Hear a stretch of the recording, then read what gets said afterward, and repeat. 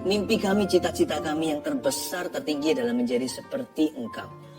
Dalam pikiran, perkataan, perbuatan, ajari kami untuk menyenangkan-Mu. Roh Kudus, kami perlu bantuan-Mu untuk menjadi umat yang menyenangkan Tuhan. Ajari kami firman, beri kami pengajaran supaya hati kami jangan terhilang, tersesat lagi di jalan yang salah. Kami ingin berjalan dalam hidup ini untuk menyenangkan Tuhan. Sucikan, kuduskan kami semua, keluarga Saat Teduh. Sampaikan sabda-Mu, Yesus Kristus, sembunyikan hamba di balik-Mu, di balik salib-Mu yang teguh. Dalam nama Yesus, haleluya, amin. Kita semua ingin dan rindu untuk menyenangkan Tuhan. Saya percaya, kalau nggak gitu kita nggak akan Saat Teduh bersama saat ini. Ada sebuah kerinduan, lebih dari sekedar mendapatkan yang kita butuhkan. Kita mau menjadi seperti Yesus dalam segala sesuatu. Itulah panggilan anak-anak Tuhan yang tertinggi. Saya ajak kita untuk melihat dari satu firman Tuhan apa yang tidak disukai oleh Yesus. Itu juga menjadi tema kita hari ini, apa yang tidak disukai oleh Yesus. Kalau kita mau menyenangkan Tuhan ya, jangan lakukan apa yang Dia benci. Nah, dari pengalaman Yesus mengutuk pohon ara di Markus 11, kita pelajari sesuatu. Dan kita bisa hindari agar hidup kita itu penuh dengan buah-buah Roh Kudus. Agar kita penuh dengan buah kebenaran. Yesus mengutuk sebuah pohon. Banyak orang yang tidak mengerti cerita ini salah sangka, kok Tuhan jahat ya. Pohon apa salahnya? Tapi ada rahasia yang indah di balik pengutukan pohon ara. Sebuah pengajaran untuk kita. Tuhan relakan sebuah pohon binasa agar supaya kita jangan salah. Yesus mengutuk pohon ara Markus 11 ayat 12 sampai 14, saya bacakan dulu. Keesokan harinya, sesudah Yesus dan ke-12 muridnya meninggalkan Betania, Yesus merasa lapar. Dan dari jauh ia melihat pohon ara yang sudah berdaun. Ia mendekatinya untuk melihat kalau ia mendapat apa-apa pada pohon itu. Tetapi waktu ia tiba di situ, ia tidak mendapat apa-apa selain daun-daun saja. Sebab memang bukan musim buah ara. Maka katanya kepada pohon itu, jangan lagi seorang pun makan buahmu selama-lamanya. Dan murid-muridnya pun mendengarnya. Berhenti sampai sana. Nanti akhir cerita pohon ara itu ternyata kering hingga ke akarnya.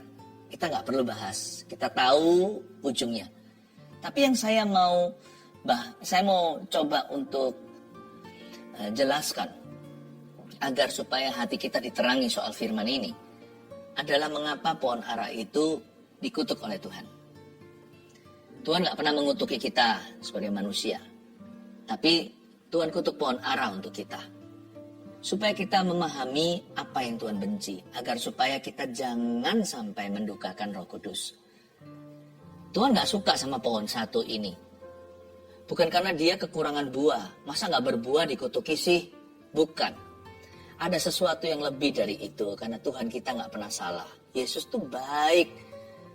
Satu-satunya destructive miracle atau mujizat penghancuran yang pernah terjadi ya kali ini. Gak pernah Tuhan itu hancurkan.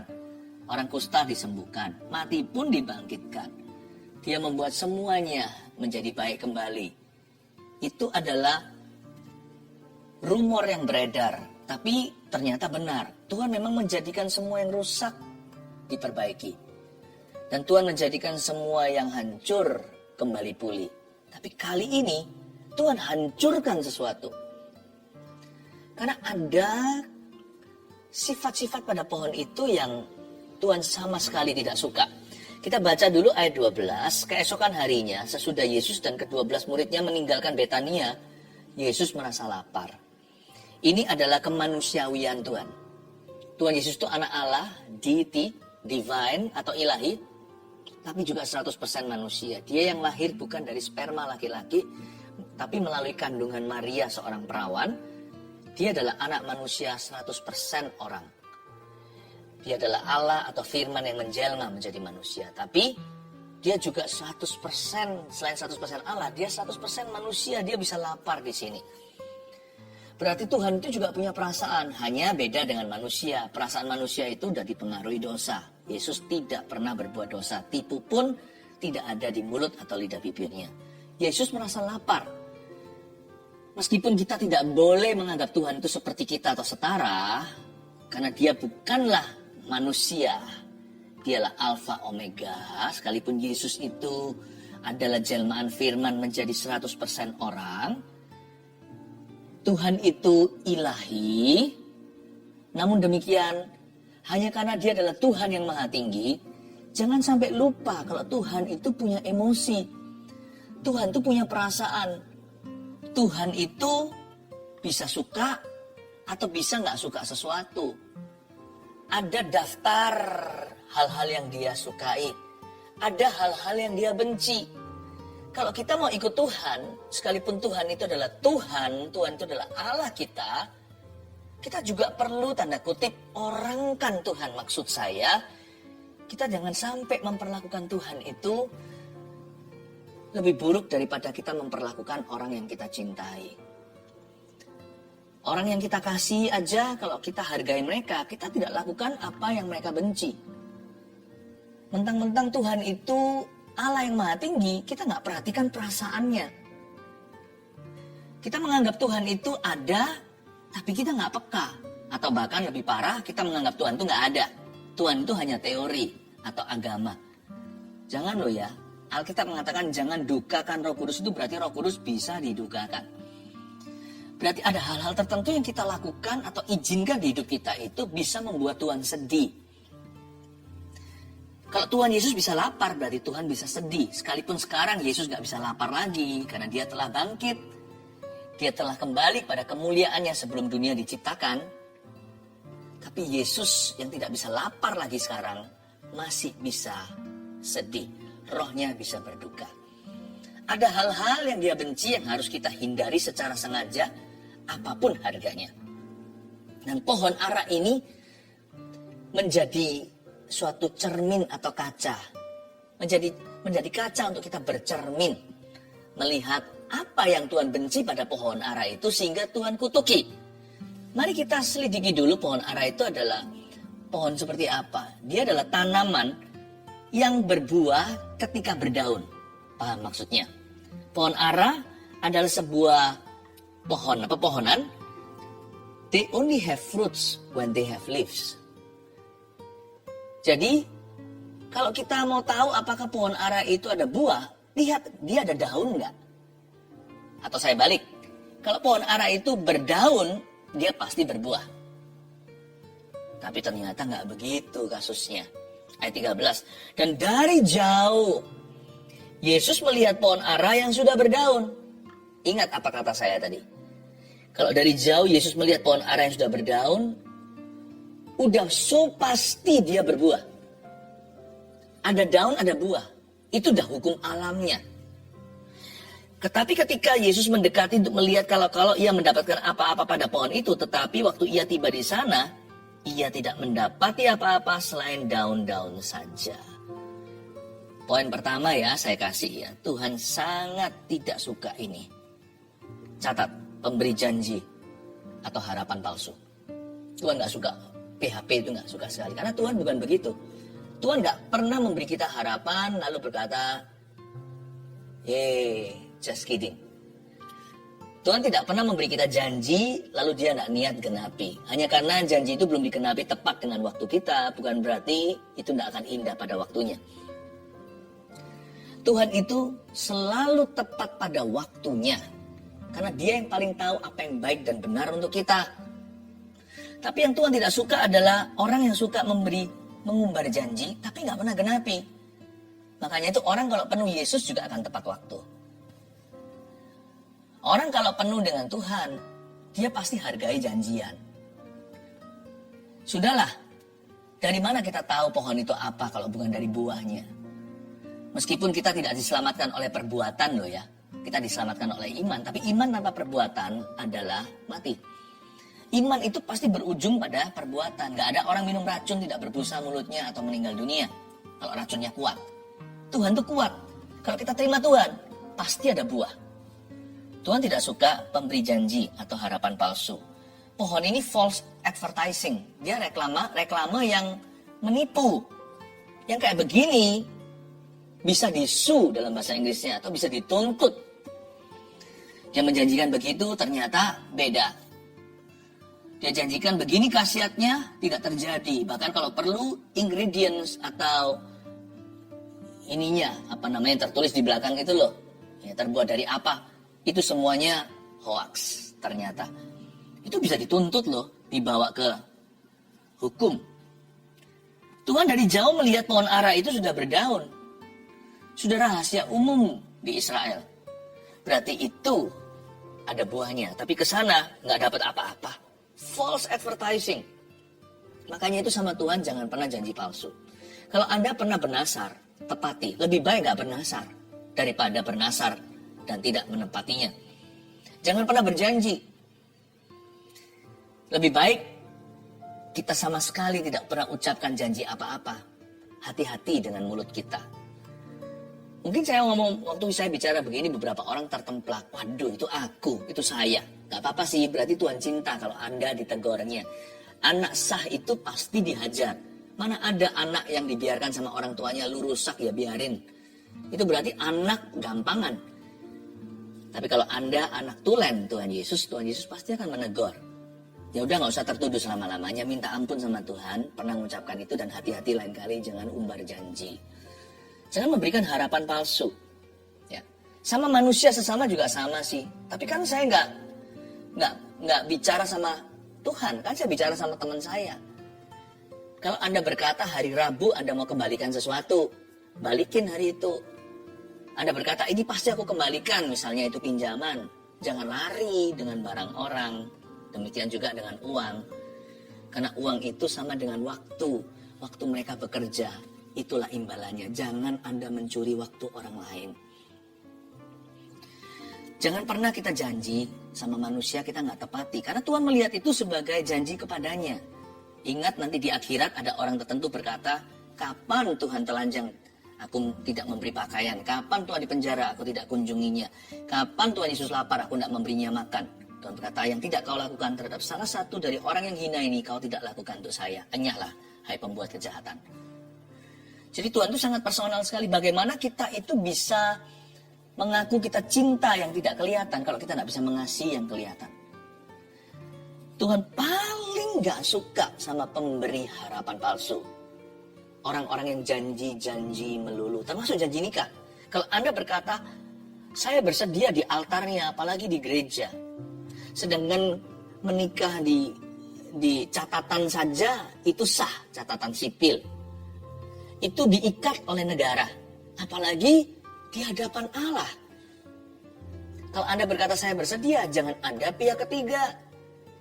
Jangan ada teman tapi mesra. Jangan ada selingkuhan. Sebab Anda bukan janji sama pasangan, tapi pasanganku itu nggak layak terima cintaku lagi. Ya, Anda mungkin berkata pasangannya sekarang udah nggak nice, dia nggak pernah menghormati saya, atau dia nggak pernah mengerti aku. Cowok cewek kan beda. Kalau cowok lebih minta hormat, cewek lebih minta, perempuan lebih menuntut untuk dimengerti. Tapi itu bukan alasan. Pasangan Anda bisa gimana? Anda janjinya sama Tuhan. Bahwa Anda akan bersedia, dalam janji nikah kan diucapkan wedding vow itu. Dalam suka dan duka, sakit dan sehat, kaya miskin, suka duka loh. Ketika Anda berduka tetap harus setia. Karena setianya bukan pada pasangan saja. Sekalipun Anda merasa dia nggak layak dapat kesetiaan Anda. Anda sudah disumpah ceritanya di bawah nama Tuhan. Anda setia kepada Tuhan Yesus dalam pernikahan. Makanya kalau kita ingin hidup kita itu lihat berkat bukan lihat kutuk. Jangan langgar janji nikahmu. Bertobat gak ada jalan lain sih. Gak ada bypass, tidak ada jalan alternatif. Kalau Anda salah jalan, satu-satunya adalah rewind, retrieve, atau jalan kembali. Itu satu-satunya namanya pertobatan. Pertobatan itu menyesali dan meninggalkan.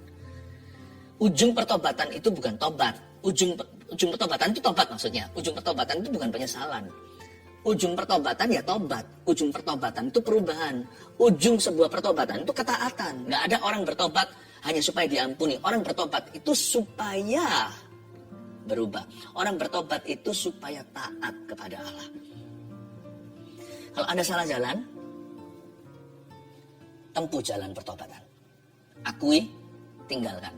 Tanggung semua konsekuensinya. Nanti waktu akan menyembuhkan. Orang yang bertobat, waktu menyembuhkan. Tapi orang yang dalam dosanya, waktu tidak mengubah apa-apa. Malah semakin membuat parah. Waktu tidak menyembuhkan, justru menjerumuskan. Dengan tambah waktu dalam kehidupan dosa.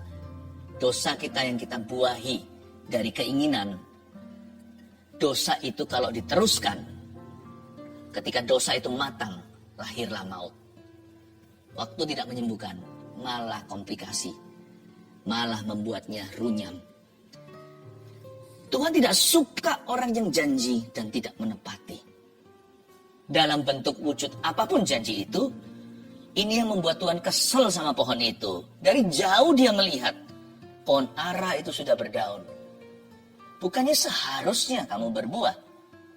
Kamu itu memberi harapan palsu, seolah-olah Tuhan ngomong sama pohon itu begitu. Tapi sebenarnya Tuhan bukan marah sama pohon ya. Ini Tuhan korbankan, karena pohon tidak ada roh di dalamnya, pohon adalah tanaman sekalipun punya nyawa. Tuhan korbankan ini untuk yang punya roh di dalam dirinya, yaitu manusia. Tuhan korbankan satu pohon untuk ajari satu kebenaran yang tidak akan berubah selama-lamanya. That God does not like, Tuhan tidak suka sesuatu itu yang menipu. Tuhan tidak berkenan akan janji yang palsu. Dari jauh dia lihat rimbun daun, pasti banyak buahnya. Minimal ada beberapa, satu pun tidak ditemukan. Tuhan tidak suka itu. Makanya Tuhan kutuki itu.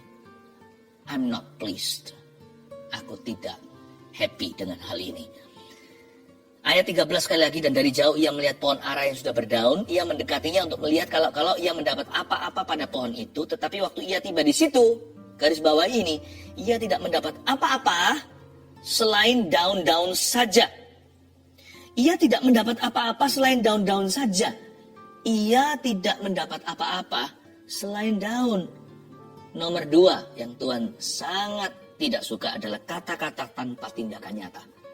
Bukan hanya janji-janji doang, tapi kata-kata kita itu harus konsekuen sampai ke tindakan.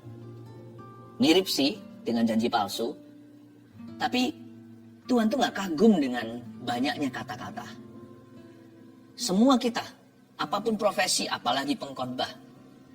Saya punya satu prinsip dalam hidup ini, sebelum saya khotbahkan, saya harus lakukan. Supaya apa yang saya khotbahkan itu ada otoritas dan wewenang. Setelah saya khotbahkan, saya harus melakukannya lagi. Supaya saya hidup di dalam firman yang saya bagikan. Tuhan gak suka pendengar firman, Tuhan suka pelaku firman. Orang yang mendengarkan firman lalu tidak melakukannya seperti orang yang memandang wajahnya di kaca atau di cermin, lalu sebentar lagi lupa. Orang seperti itu gak punya long term memory. Semua daya ingatnya itu jangka pendek saja. Yang seperti ini gak bisa jadi orang. Seperti orang yang tidak menghargai kata-katanya sendiri. Orang yang seperti itu ya, orang seperti itu pelupa. Tuhan tidak mau kita pikun dengan firman Allah. Dan Tuhan juga tidak mau kita itu meremehkan kata-kata kita sendiri. Jangan anggap enteng setiap butir-butir peluru ABCD alfabet perkataan yang muncul dari mulut kita itu. Harus dipertanggungjawabkan. Setiap kata-kata sia-sia, kata Alkitab, akan diseret suatu hari ke pengadilan. Tuhan akan meminta pertanggungjawaban kita atas setiap perkataan yang pernah keluar dari mulut kita. Hati-hati gunakan mulutmu, hati-hati gunakan mulut kita. Yang Tuhan tidak suka adalah kata-kata tanpa tindakan nyata. Sama seperti Tuhan tidak suka daun-daun tanpa buah. Tidak sedikit di antara kita yang kita lihat di masyarakat, pohon-pohon yang rimbun daun namun tidak berbuah. Banyak sekali manusia di akhir zaman ini yang isinya hanyalah omongan belaka. Gak ada bukti nyata. Kata-kata indah, tapi tidak ada tindakannya. Dari sini kita mengerti bahwa yang Tuhan cari adalah pelaku firman. Tuhan tidak mencari pendengar saja. Memang untuk kita mengerti firman harus dengar dulu. Dengar itu hanyalah transitnya. Tujuan akhir mendengarkan adalah melakukan. So God hates talk without walk. Ya, Tuhan tidak suka yang namanya bicara, bisa talk, bisa menaruh dalam kata-kata fasilida, but no walk. Sama sekali nggak kelihatan dalam perjalanan hidup orang itu apa yang dia katakan. Tuhan tidak suka tong kosong nyaring bunyinya. Daripada kita banyak bicara, mending banyak berbuat. Biasanya orang yang tidak banyak berbuat, Dr. Dolittle, nggak banyak lah melakukan apa-apa. Seringkali malah justru yang gembar-gembor yang begitu. Loh, tak terkecuali kita sendiri loh, kita patut malu. Tong itu kalau kosong justru nyaring bunyinya kalau ditepuk. Beng beng beng seperti perut yang kembung. Tapi kalau berisi malah justru nggak mengeluarkan suara yang berarti. Biasanya orang yang pelit, jikalau dia sekali memberi, wah, seluruh dunia tahu, dunia dalam berita. Tapi orang yang generous ya, cenderungnya untuk tangan kanan memberi, tangan kiri tidak tahu. Ya. Demikian pula, seorang yang cinta Tuhan nggak perlu ngaku-ngaku kita cinta Tuhan. Lewat perbuatan, lewat apa yang Anda lakukan dalam nama Tuhan untuk orang lain, orang bisa lihat sendiri orang itu dekat sama Tuhan. Kata-kata tanpa tindakan nyata tidak ada kuasa di dalamnya, dan Tuhan sama sekali tidak suka. Itu sama dengan melihat pohon ara yang penuh daun, namun nggak ada buah. Ia tidak mendapat apa-apa selain daun-daun saja kan? Sebab memang bukan musim buah ara. Nah di kalimat inilah kita bisa berpikir, kok nggak fair ya Tuhan kutuk pohon ara. Kan pohon ara itu memang sekarang bukan musim buahnya. Nah gini loh, untuk bisa mengerti, memahami cara berpikir Tuhan. Sebab memang bukan musim buah ara. Pohon aranya bisa protes. Loh, ya nggak berbuah. Kan bukan musimnya. Nah Tuhan juga bisa membantah. Kalau gitu kamu jangan berdaun loh. Aku nggak akan mengutukimu. Kalau kamu nggak berdaun, aku lumrah. Memang bukan musimnya. Anda ingat Anania Safira itu dikutuk karena apa? Dia itu mati dalam hadirat Allah. Karena apa? Bukan karena dia memberinya kurang. Petrus kan ngomong begini. Tadi sebelum kamu jual propertimu, itu kan uang milikmu, properti milik Anda. Anda berdua suami istri. Siapa minta itu dikasihkan untuk pekerjaan Tuhan? Nggak ada. Tapi sejak kau gaungkan, hello church. Ya. Sepertinya dia ingin seluruh gereja tahu. Dia berkata, ini pemberianku. Nggak ada yang tanya, nggak ada yang interview. Lanjut lagi kalimat berikutnya dan berkata, ini semua hasil penjualan properti atau rumah. Ku taruh di bawah kaki rasul-rasul. Nggak bisa dibodohi kalau rasul itu penuh dengan Yesus. Kalau Rasul Petrus penuh Roh Kudus, dia berkata, kamu bilang apa tadi? Semua. Mendingan kamu nggak pernah munculin daun. Maka kamu nggak salah. Dan dari awal siapa yang minta? Tapi karena kamu menggaungkan dan mencetuskan dengan sengaja, dua-dua, sama-sama, itu sudah konspirasi. Berkata, ini 100% hasil penjualan. Ku taruh di bawah kaki. Semua orang tepuk tangan. Wow, generous. Orang membeli sedikit, ini memberi semua. Wow. Petrus berkata, bohong kamu. Separuh kamu simpan. Andai kata kamu tidak ngaku begitu, kamu tidak berdosa. Semua 100% itu milikmu. Siapa yang minta? Tapi karena kamu kasih 50%, tapi kamu tunjukkan daun 100%, orang dapat ide yang salah. Orang ini luar biasa. Kenapa kamu mau curi glory? Lihat orang itu, orang muda yang di sebelahku itu, sebentar lagi akan angkat jasadmu. Beng, langsung mati. Pasangannya satunya lagi, istrinya berikutnya, yang suami dulu yang dipukul Tuhan. Selalu kan pria sebagai kepala keluarga. Ditanyain, betulkah ini 100% penjualan? Kasih kesempatan kedua, Tuhan itu baik. Dan Petrus memberi dia kesempatan. Iya betul. Nggak tahu kalau suaminya sudah meninggal. Dia berkata, orang yang di samping ini juga akan mengangkat jasadmu. Barusan suamimu digotong sama mereka. Kenapa kamu mencoba menipu Roh Kudus di rumah Allah? Kalau mereka nggak ngaku atau menggaungkan begitu atau mencetuskan dusta, mereka nggak salah loh. Pohon ara itu kalau nggak berdaun, dia nggak menipu siapa-siapa. Dia juga nggak menipu Yesus. Pohon ara hari itu mencoba menipu Tuhan. Kalau enggak, Tuhan nggak mungkin akan kutuki. Sebab pohon ara yang lain gundul-gundul semua. Karena memang bukan musim berbuah. Belum musimnya, Tapi yang satu ini fluffy, yang satu ini flamboyan. Wah, semua orang kagum, tapi waktu dideketin, ompong ternyata. Tuhan berkata, sekalipun ini bukan musim buah ara, tapi tidak dibenarkan kesombonganmu itu. Hai pohon, kamu terlalu banyak ngomong dan bicara. Tapi perbuatanmu 10%, setengahnya pun tiada. Tindakan nyatanya itu loh, jauh daripada pengakuannya. Tuhan berkata, terkutuklah pohon yang punya attitude seperti ini. Murid-muridnya mengertilah. Kita sekarang memahami ternyata itu yang Tuhan benci. Makanya nomor 3, catat ini. Tuhan paling benci dosa pura-pura atau kemunafikan. Jadi pohon ini dihukum bukan karena the lack of fruit atau kekurangan buah atau tiada berbuah. Pohon ini dikutuk karena being pretentious. Pohon ini dikutuk karena pretending atau karena pura-pura. Dia ingin menciptakan kesan bahwa dia pohon yang luar biasa. Rimbun daunnya pasti ada buah. Dia dikutuk Tuhan karena pretending, karena pura-pura.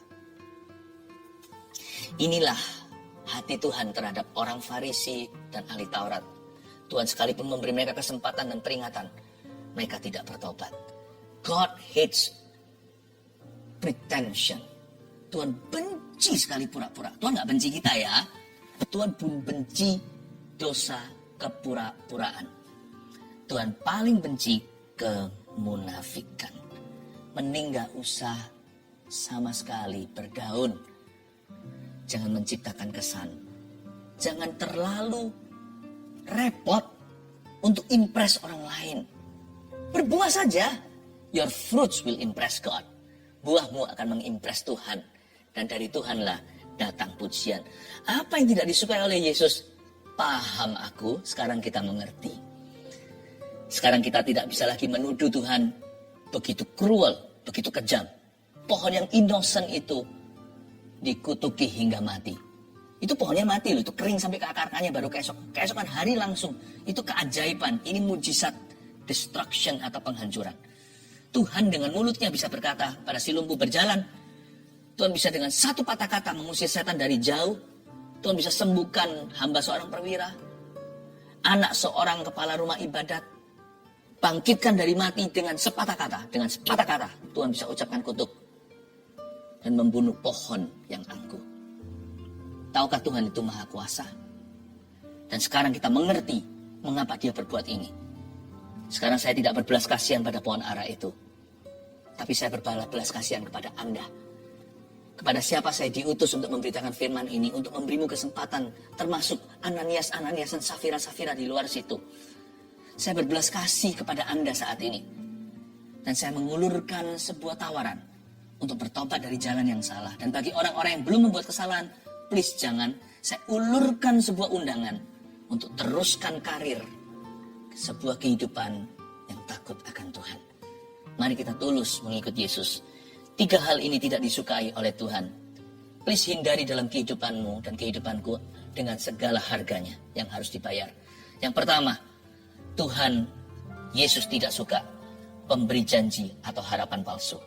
Yang kedua, Tuhan Yesus tidak suka kata-kata doang, kata-kata tanpa tindakan nyata. Tidak respect Tuhan Yesus terhadap yang beginian. Yang ketiga, ini paling Tuhan benci. Tuhan tidak suka atau benci dosa pura-pura atau kemunafikan. Kalau kita datang sama Tuhan, apa adanya yuk. Justru ada banyak berkat. Sekalipun salah, bisa dipulih. Dengar baik-baik. Ada kata-kata marifat dari Roh Kudus saya terima. Dan ini mungkin tidak mudah membuat seseorang keluar dari kerumunan dan mengaku itu aku. Seorang dokter gigi yang malpraktek kata Roh Kudus. Ketika orang datang, kan nggak ketahuan, pasien nggak ngerti bedanya, itu ngilu karena apa. Anda sering berkata itu lubang, mana nggak dilubang, dibor lagi, dilubangin tambal abal-abal, lalu ditutup lagi.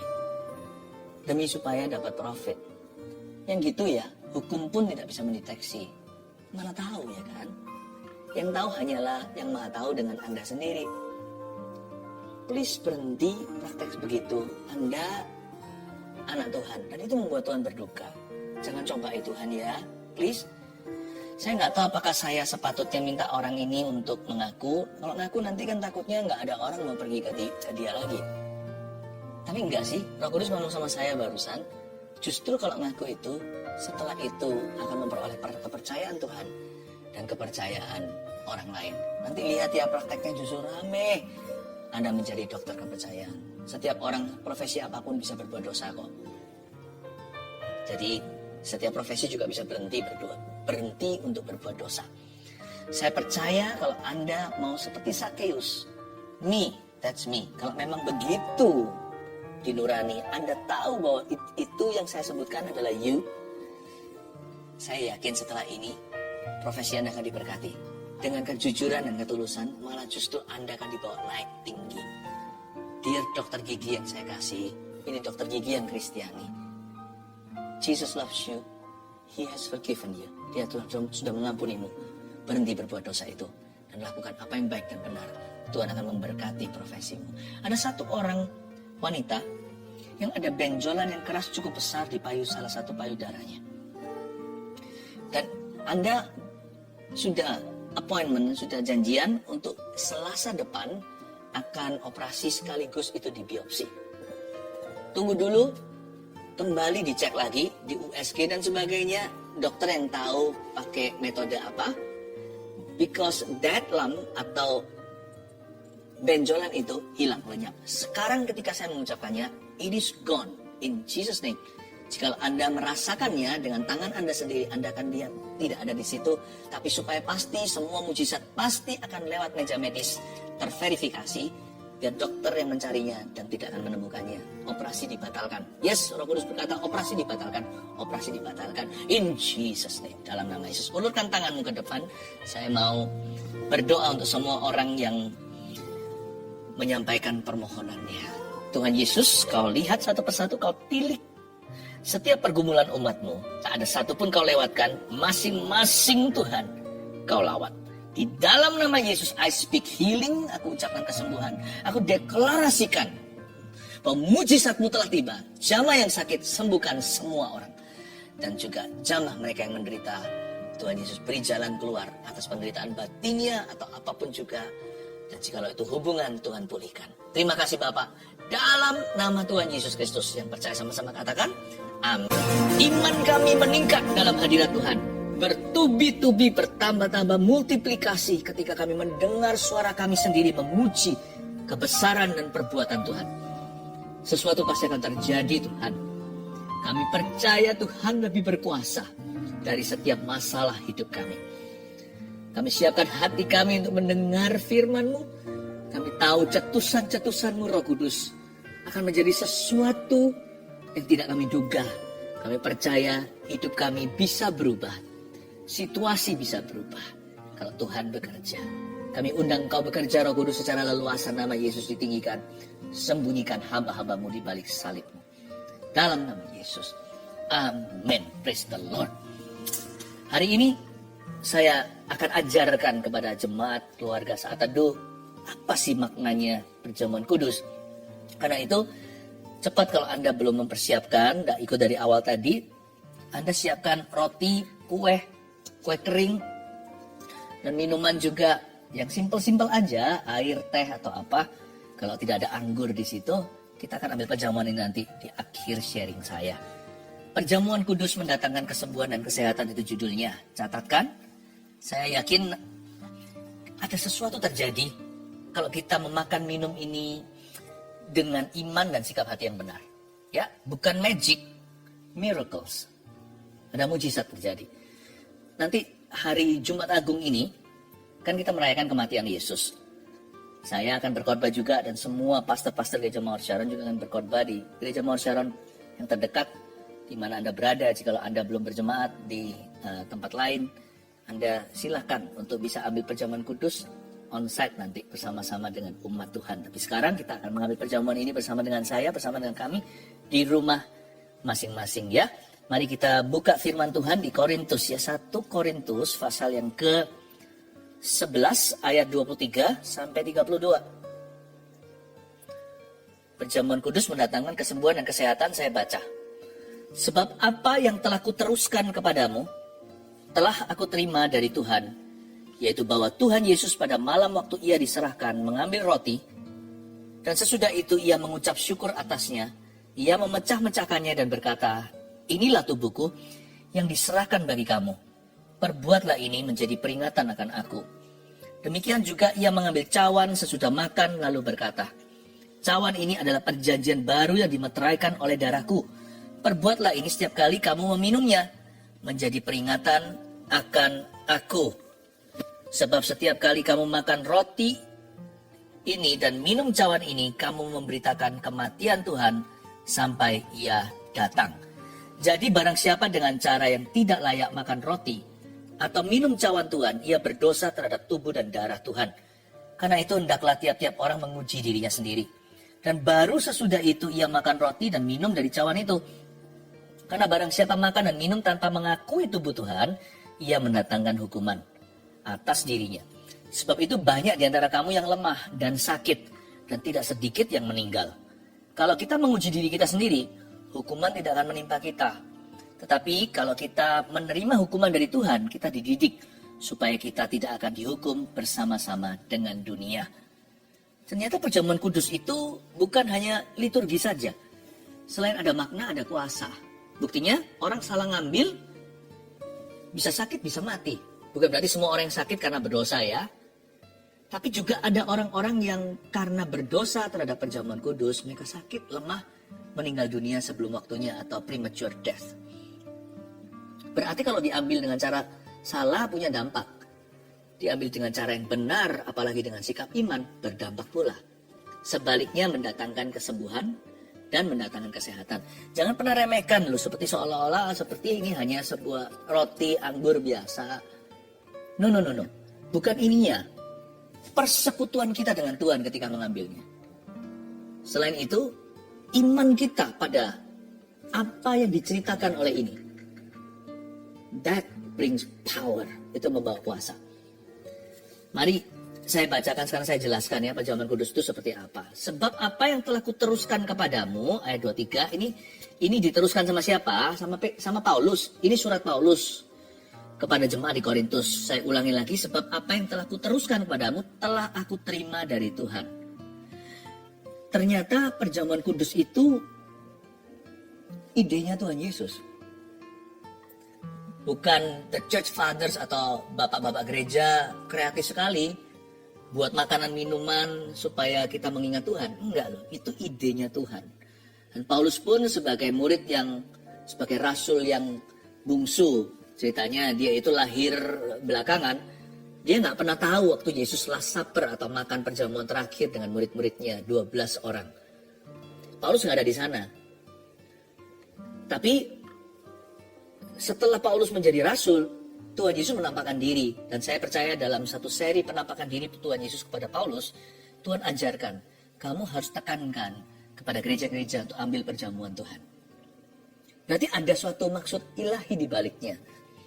Makanya gereja-gereja mengadakan ini secara rutin. Di gereja yang saya gembalakan juga sama, sebulan sekali minimal. Kita mengambil perjamuan kudus bersama-sama.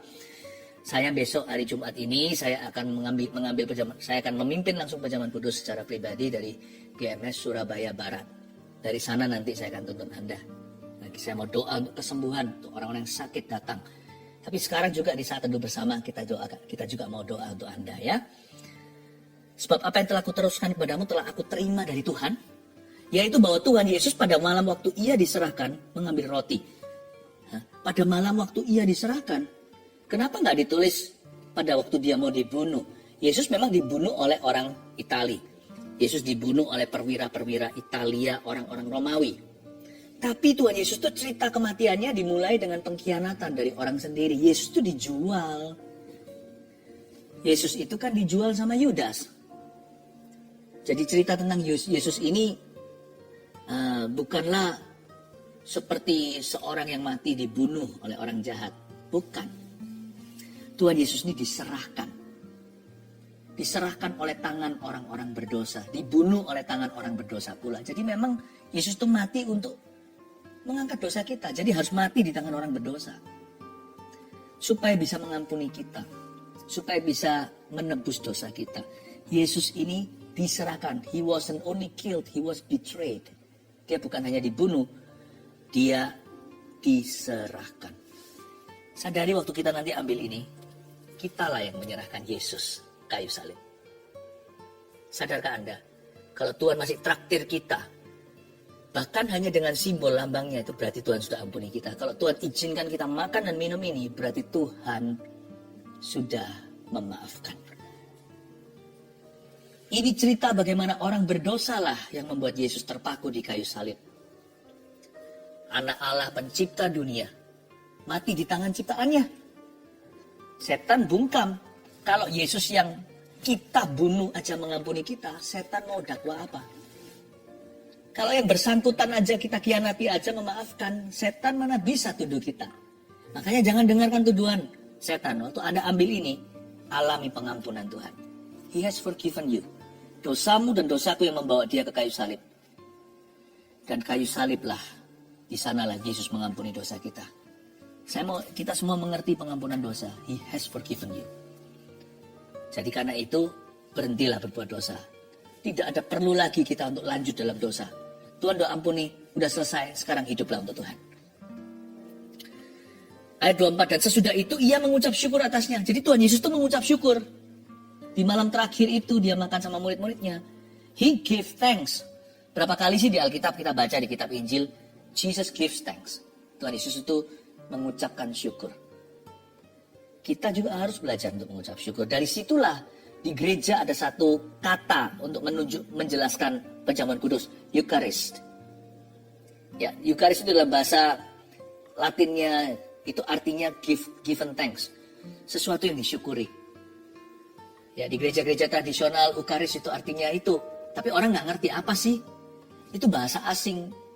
Ternyata artinya given thanks. Bukan cuma give thanks, bukan hanya bersyukur. Sudah disyukuri. Makanya nanti kalau kita ambil ini ya, nggak usah kita janji-janji palsu. Tuhan, aku mau berhenti dosa, aku mau apa? Loh, berhenti dosa, so pasti. Tapi bukan oleh kekuatanmu sendiri. Justru orang yang merasa diampuni itu akan muak dengan dosanya sendiri. Tapi orang yang janji-janji palsu malah jatuh. Yang penting nanti waktu kita ambil ini, kita bersyukur sama Yesus. Thank you. Terima kasih untuk pengorbananmu. Itulah sikap hati yang berkenan waktu mengambil perjamuan Tuhan. Giving thanks. Seperti ada lagu, give thanks with a grateful heart. And now let the weak say I am strong. Let the poor say I'm rich because of what the Lord has done for us. Lagu syukur itu loh. Dan sekarang biarkan yang lemah berkata aku kuat. Yang miskin berkata aku kaya. Oleh karena perbuatanmu Tuhan. Oleh karena pengorbanan. Meskipun aku tidak melihat tangan yang berlubang paku. Meskipun aku tidak melihat lumbung yang tertikam, tidak melihat mahkota durinya, sekalipun aku tidak melihat kuburnya kosong. Tapi aku bersyukur kau melakukan semua untuk aku. Waktu kita ambil ini, nggak usah sok suci, nggak usah juga merasa nggak layak. Waktu kita ngambil ini udah jelas-jelas ini diambil oleh orang berdosa. Waktu kita mengambilnya, selama hati kita itu bersyukur akan pengorbanan Tuhan, Tuhan berkenan kita mengambilnya. Eucharist, given thanks, bersyukur. Jadi kita mengambilnya dengan ucapan terima kasih sama Tuhan. Thank you ya. You would do that, all that for me. Kau melakukan semua itu untuk aku. Andai kata di seluruh dunia ini hanya ada aku seorang yang berdosa. Dulu di zaman Kalvari 2000 tahun lalu, Tuhan pasti juga akan turun menyelamatkan saya. Buktinya, waktu Adam dan Hawa masih 2 orang, satu couple, sepasang suami istri. Waktu mereka berdosa, belum ada 2000 orang. Hanya mereka saja berdua. Tuhan sudah memberikan suatu tindakan profetik. Ada satu hewan yang kulitnya diambil untuk menjadi cawat mereka karena mereka sadar mereka telanjang. Pertama kali korban terjadi dalam sejarah manusia. Meskipun itu hanya binatang, itu menunjukkan suatu hari nanti anak Allah akan berkorban untuk kita. Mana bisa sih hewan angkat dosa kita? Hewan sama kita loh mana mulia. Kita lebih mulia. Kecuali yang lebih mulia mati untuk kita. Yang paling mulia tidak ada harapan bagi Anda dan saya. Di zaman Adam dan Hawa, karya penebusan sudah langsung dijanjikan. Padahal waktu itu di seluruh bumi ya ada mereka aja. Hanya mereka. Di Taman Eden. Jadi jangan bilang begini karena bumi ini miliaran orang makanya Tuhan datang. Waktu zamannya Tuhan Yesus mati 2000 tahun lalu belum ada miliaran. Apalagi zaman Adam dan Hawa jatuh. Hanya mereka seorang. Hawa, satu orang berdosa, Adam ikut-ikutan. Jadi kalau di seluruh dunianya hanya ada Anda seorang, Yesus akan mati loh. Tapi Yesus nggak perlu mati lagi, dia mati sekali untuk selama-lamanya. Makanya sekarang ini untuk untuk mengingatkan kita akan perbuatannya.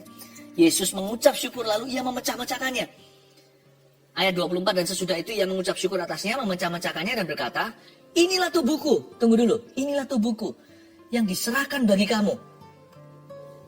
Yesus makan apa sih? Kalau kita tahu ya, sebenarnya waktu Yesus perjamuan makan malam ini, merayakan Passover. Merayakan kejadian bangsa Israel keluar dari tanah Mesir, berjalan di tengah-tengah Laut Merah yang kering. Sebelum itu mereka harus makan di rumahnya untuk kenyangkan karena sebentar lagi perjalanan. Nah, mereka makan apa? Mereka makan roti tidak beragi, nggak pakai ragi atau pakai yeast, karena ragi perlu waktu di oven itu untuk berkembang. Jadi rotinya itu gepeng-gepeng gitu, rotinya itu kering-kering, ya. Rotinya itu nggak berkembang, nggak fluffy. Kalau ini jadi bakery nggak laku. Karena mereka perlu cepat makan, lalu setelah itu malaikat maut mengambil nyawa semua yang sulung dari orang-orang Mesir. Mereka harus segera berangkat mengikuti tiang api, tiang awan. Ini yang dirayakan waktu Yesus makan sama murid-muridnya, Passover. Lalu Tuhan ambil yang namanya roti tersebut, roti tidak beragi itu, dan berkata, dipecahkan dan berkata, ini tubuhku. Paham maksudnya? Roti beragi, roti tidak beragi ini modelnya seperti apa? Modelnya itu rotinya kering-kering gitu, seperti ada sayatan-sayatan, seperti ada goresan-goresan, lalu ada lubang-lubangnya.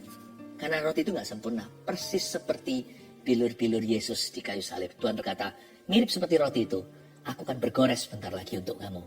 Aku akan berlubang paku. Bahkan di sini lubangnya berapa nggak tahu. Yang ini kan mahkota duri. Saya pernah lihat di Israel itu tajam-tajam, kayak jarum tapi itu tanaman, itu ranting, ngeri sekali. Yesus berkata, akulah roti yang tidak beragi. Ini Passover. Tapi Yesus berkata begini, kamu makan ini, setiap kali kamu makan ini jangan ingat Musa. Habis ini sejak hari ini aku ajari perjamuan kudus, setiap kali kamu memakannya, jangan pikirannya ke Laut Merah. Tapi itu semua hanyalah kejadian profetik untuk menunjukkan apa yang sesungguhnya. Itu semua bayangan, ini wujudnya. Suatu hari, aku tidak akan keluarkan kamu dari Laut Merah saja. Aku keluarkan kamu dari kebinasaan dosa. Bukan Musa.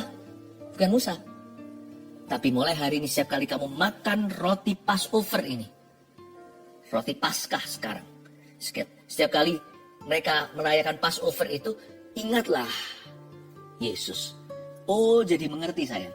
Dari kitab Kejadian sampai Wahyu, semua itu mengacu ke Yesus. Nggak ada Musa mengacu ke Musa, Yosua mengacu ke Yosua. Yosua sendiri artinya nama itu loh dalam bahasa Ibrani, Yesus. Tapi dia bukan Yesus. Yosua itu bicara tentang nama yang satu, akar yang sama. Tuhan menyelamatkan. Semua mengacu ke Yesus sesungguhnya. Yesusnya kitab Injil, Matius, Markus, Lukas, Yohanes itu. Yesus yang kita percaya dan cinta yang hari ini kita rayakan lewat perjamuan. Inilah tubuhku. Mulai hari ini baca Kejadian sampai Wahyu. Ingat Yesus. Ingat Yesus. Our greatest calling, panggilan kita terbesar sebagai anak Tuhan adalah mengingat Tuhan Yesus dan mengikutnya selama-lamanya. Kau mau cinta Yesus selamanya? Remember Christ, follow Christ. Bahkan Passover Musa yang segede itu di mata orang Israel. Yesus berkata, kalau kamu ingat Musa, ingatlah apa yang kulakukan di kayu salib. Itu lebih mulia. Oh haleluya. Ya. Ayat 25, demikian juga ia mengambil cawan sesudah makan. Yalah, habis makan ya pasti minum kan. Ia lalu berkata, cawan ini adalah perjanjian baru yang dimeteraikan oleh darahku. Tadi inilah roti, perbuatlah ini menjadi peringatan akan aku. Tapi ini cawan adalah perjanjian baru yang dimeteraikan oleh darahku. Perbuatlah ini setiap kali kamu meminumnya, menjadi peringatan akan aku. Yesus ambil anggurnya dan berkata, kamu minum ini, kamu ingat aku ya. Kamu ingat bahwa ini adalah darah perjanjian baru. Aku telah mengampuni dosamu. Simple ya. Saya mau ucapkan lagi. Lukas 24 bicara begini. Dalam memberitakan Injil, berita pengampunan dosa harus sampai ke seluruh bumi. Lewat saat teduh bersama, saya ingin mengatakan suatu kalimat yang membuat saya bangga jadi orang berdosa yang mengalami itu sendiri juga, yang mengalaminya juga. Saya mau sampaikan kepada Anda. bahwa dosa kita sudah diampuninya di kayu salib. Lihat, kamu setiap kali minum ini, there is forgiveness of sin. Ada pengampunan dosa. Tapi nggak berhenti di situ. Karena di sini nggak hanya dikatakan dimeteraikan oleh darah, tapi ada kata perjanjian baru yang dimeteraikan oleh darahku. Kata perjanjian baru di situ itu artinya nggak berhenti sampai pengampunan. Kan bisa aja orang bohong aja. Diampuni, lalu habis itu hanya memanipulasi. Enggak. Pengampunan Tuhan itu selalu berujung inner transformation. Selalu berujung transformasi dari dalam. Saya nggak percaya orang diampuni Tuhan lalu habis itu bisa kurang ajar sama Tuhan. Setelah orang diampuni Tuhan bisa sembarangan, sembrono, nggak mungkin. Meskipun kita tetap membuat kesalahan. Tapi pasti ada cinta. Orang yang pernah terjamah sama Tuhan pasti cinta Tuhan. Kalau orang cinta itu nggak akan sengaja ngelukain. Ada inner transformation. Makanya Tuhan berkata ini bukan hanya dimeterai dengan darah. Ini perjanjian baru juga. Kalau Anda baca, di Ibrani juga dikatakan perjanjian lama itu sudah disangkali sama orang-orang Israel, sama kita juga. Maka perjanjian yang baru. Ini bukan bicara soal Alkitab. Old Testament, New Testament ya. Ini bicara tentang perjanjian dulu itu korban hewan. Itu udah lewat. Sekarang ini korban Yesus. Tuhan berkata gini, aku akan menggantikan hati mereka batu dengan hati mereka yang daging yang lemah lembut. Aku akan menulis hukumku, hukum Tauratku di hati mereka. Tidak ada seorang pun yang suruh yang lainnya kenal. Mereka semua akan kenal Tuhan dari dalamnya. Dan aku akan melupakan dan mengampuni dosa-dosa mereka. Inilah perjanjian baru dengan Tuhan. Sebab setiap kali kamu makan roti ini dan minum ayat 26, kamu ini sedang memberitakan kematian Tuhan sampai ia datang. Makanya saya ajari dulu sebelum kita perjamuan Tuhan.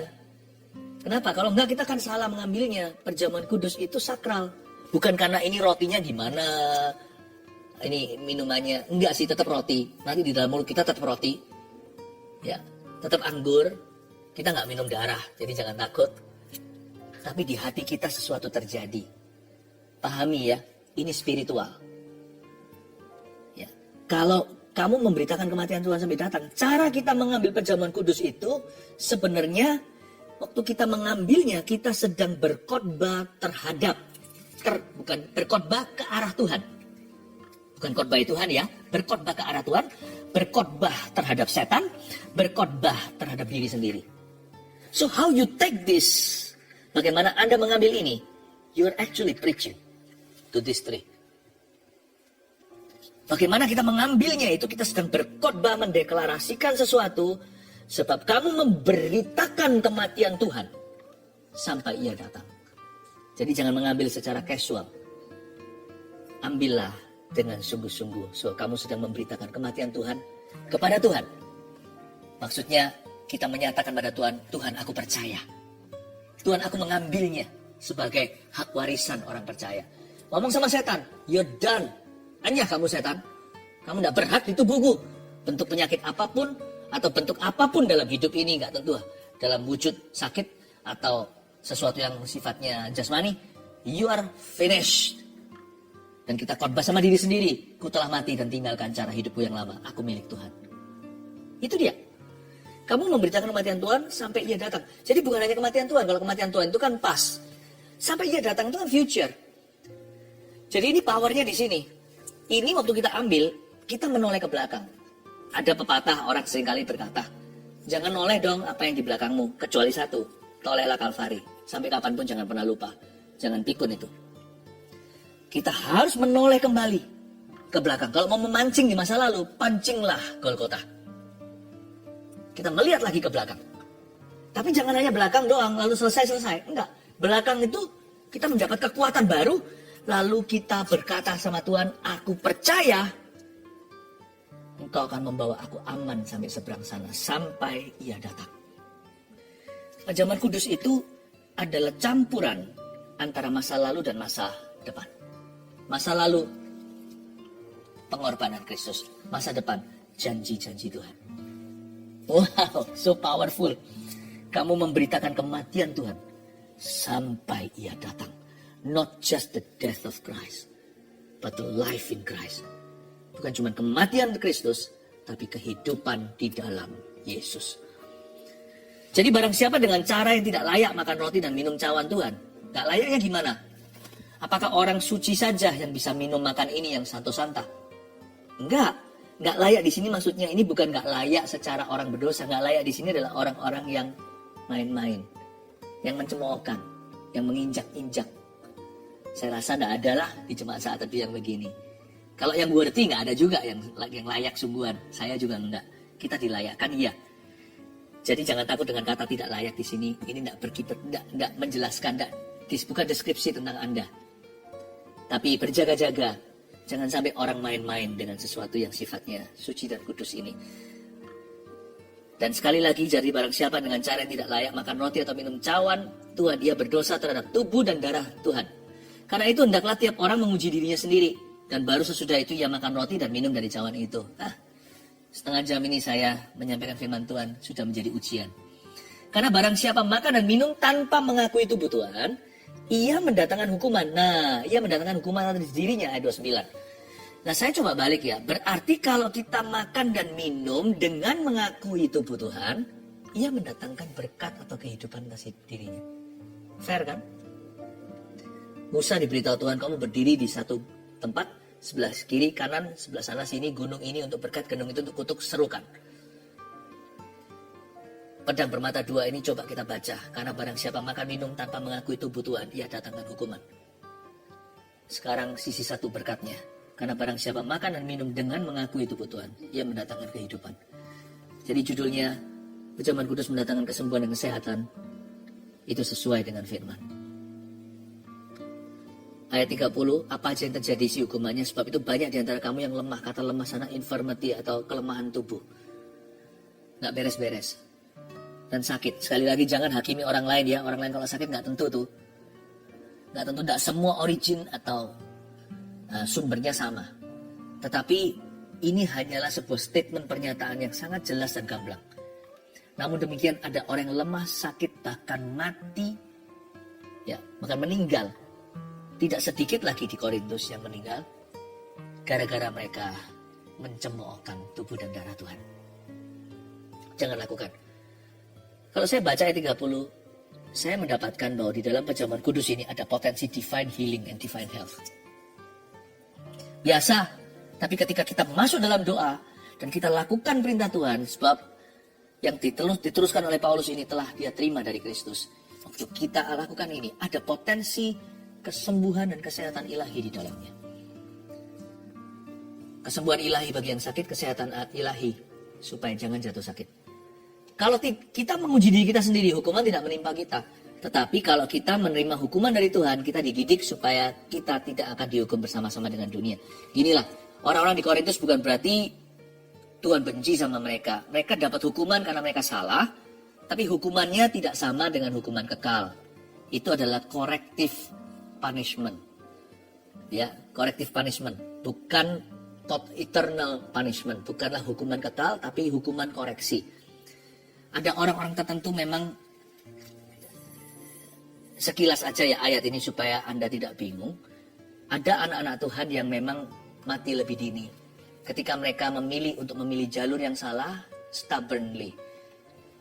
Memang fondasinya tetap Kristus, mereka percaya Tuhan. Jadi mati tetap masuk dalam kerajaan sorga. Tapi ada orang tertentu dicabut dini sama Tuhan. Kenapa? Karena kalau tidak, orang itu akan jauh lebih merusak. Merusak dirinya dan orang lain. Tapi Tuhan itu tidak gegabah membuat keputusan seperti ini. Dan ini bukan urusan kita, ini kedaulatan Allah. Ini hanyalah menjelaskan kebenaran. Ini bukan untuk kita yang menentukan. Kita nggak ada hubungan. Ya, Tuhan itu bukan seorang quitter. Seringkali orang-orang yang jahat pun Tuhan kasih waktu itu sampai belasan tahun. Seperti Saul, Raja Saul itu. Atau bisa puluhan tahun bahkan, karena Tuhan itu maha sabar. Tapi kita juga bisa merasakan terkadang Tuhan izinkan orang tertentu itu mati sebelum waktu. Karena kalau tidak, malah justru bahayanya suatu hari orang tersebut bisa binasa. Sometimes God plucks somebody out earlier.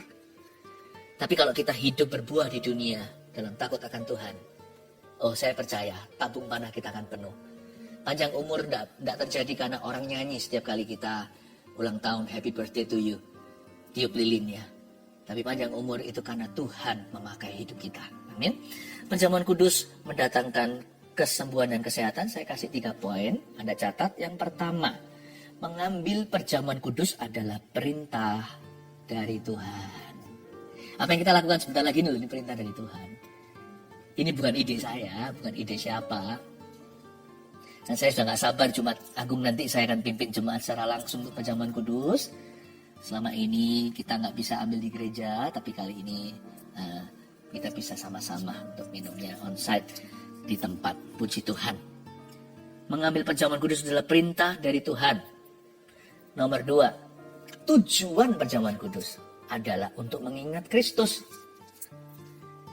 Itu saja, cukup. Itulah ujian kelayaan. Kalau Anda waktu mengambil ini nanti mengingat perbuatan Tuhan di kayu salib. Bukan sekedar mujizatnya saja membangkitkan orang mati seperti Lazarus.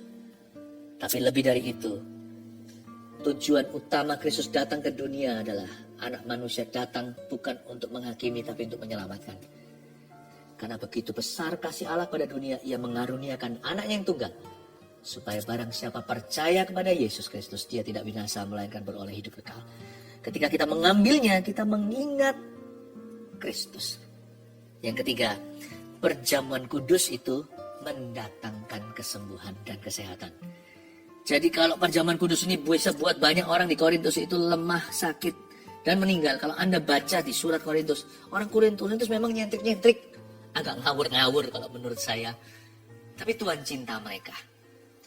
Anania Safira itu mati begitu karena dia mencoba menipu Roh Kudus di dalam gereja. Itu pun bentuk kasih Tuhan kepada seluruh gereja loh. Sehingga yang lainnya jangan ikut-ikutan. Di Korintus juga ada yang sampai akhirnya yang ada yang meninggal dunia. Itu supaya mereka tahu bahwa ini bukanlah penyembahan persembahan kepada berhala seperti yang mereka lakukan di masa lalu mereka. Karena Korintus itu penyembahan berhalanya kuat sekali. Ini orang-orang ex-idol worshipper semua. Nah, mereka nggak bisa pakai cara gitu. Sedangkan menyembah berhala aja mereka memperlakukan itu dengan sakral kok. Padahal itu salah. Ini sama Tuhan mereka malah justru sembarangan. Nggak boleh sembrono. Nggak boleh sembrono. Waktu kita ambil nanti, kita mengambilnya dengan, jangan lupa, give and thanks. Kita syukuri ini. Thank you Jesus. Thank you for the cross. Thank you Jesus. Terima kasih Tuhan Yesus. Engkau bukan hanya memikul dosaku, tapi sakit penyakitku juga. Yesaya 53. Sakit penyakit kita dipikulnya. Thank you Lord. Dan perjamuan kudus yang diambil dengan cara begitu, dengan iman, dengan sikap hati yang benar, mendatangkan healing, kesembuhan, dan mendatangkan divine health, kesehatan ilahi. Saya merasakan ada urapan dari kaki saya. Biasanya kalau saya rasakan peka itu hanya cerita saja di atas kepala saya sini. Tapi ini dari bawah nih. Sampai sekarang saya hampir-hampir nggak bisa merasakan kayak kaki saya seperti ada listrik terus sekarang. Dari bawah naik. Dan Tuhan berkata, yang sakit akan mengalami manifestasi ini. Dan untuk menguatkan iman Anda bahwa Anda akan disembuhkan. Seperti dari bawah kaki itu mengalir. Ada listrik naik ke atas tubuh dan badannya. You will be healed. In the name of Jesus. Saya tahu iman tidak perlu perasaan. Tapi Tuhan yang menciptakan perasaan juga kadang-kadang memberikannya sebagai tanda. Saya rasakan dari kaki saya sekarang naik terus ke atas. Mengalir. Ada sebuah arus listrik yang hangat naik ke atas. Banyak di antara Anda juga mengalami yang sama saat ini. So, please don't be scared. Jangan takut. Semua arus itu, baik ada atas atau yang orang merasakan di kepala, di tangannya, di badannya, atau bagian yang sakit itu. It's God's way of telling you, He's touching you. Cara Tuhan untuk memberitahukan bahwa Dia sedang menjamah Anda. Perjamuan kudus yang di tangan ini kita persiapkan. Waktu kita mengambilnya untuk mengingat Kristus. Yes, mengingat Tuhan. Mengingat Yesus Kristus. When you do this, remember me. Waktu kau mengambil ini, waktu kau melakukan ini, ingatlah akan aku. Mari kita sama-sama membukanya. Roti yang ada di tangan Anda diangkat ke hadirat Tuhan. Inilah roti tidak beragi itu. Tubuhku yang disayat, dicambuk, dilubangi, digores untuk umat kesayanganku. Untuk orang berdosa yang berharap padaku. Heal me, O Lord, and I will be healed. Save me, and I will be saved.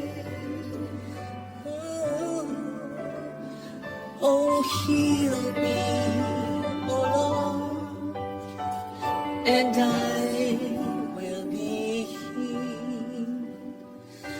You are the one I praise. You are the one I praise. Pada hari itu, Tuhan mengucap syukur ketika memegang roti dan memecahkannya serta berkata, inilah tubuhku yang diserahkan bagi kamu. Perbuatlah ini menjadi peringatan akan aku. Mari kita memakannya dengan iman dan kuasa akan masuk ke dalam tubuh setiap kita dan hidup Anda dan saya. Makan dalam nama Yesus Kristus.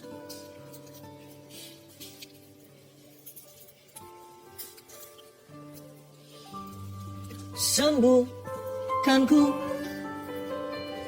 dengan kuasa-Mu, selamatkanlah hidupku. Oh, sembuhkanku dengan kuasa-Mu. Besar Kau Allahku, besar Kau Tuhan, besar Kau Allah. Tidak semua kesembuhan itu jasmani. Ada orang yang hidupnya perlu pulih, hubungan, pikirannya yang kotor. Dan inilah perjanjianku denganmu, perjanjian darahku. Jikalau oleh bilur-bilur badan tubuh Yesus kita sembuh, dengan darahnya iblis dikalahkan. Kelepasan akan terjadi dari setiap belenggu. Hati-hati, ketika kita meminumnya, setan tahu bahwa dia terancam di dalam hidupmu. Waktu kita meminum ini dengan iman, yang masuk memang adalah cairan, tapi yang masuk dalam kehidupan kita adalah kuasa darah. Kuasa darah perjanjian baru. Maka pada malam itu, demikian juga ia mengambil cawan, mari kita angkat sesudah makan. Lalu ia berkata, cawan inilah perjanjian baru yang dimeteraikan oleh darahku. Your forgiveness of sin, pengampunan dosa, and inner transformation atau transformasi di dalam jiwa. Dan setiap kali kau membuatnya, memilih minumnya, itu menjadi peringatan akan aku. Mari kita meminumnya dengan iman di dalam nama Tuhan Yesus Kristus.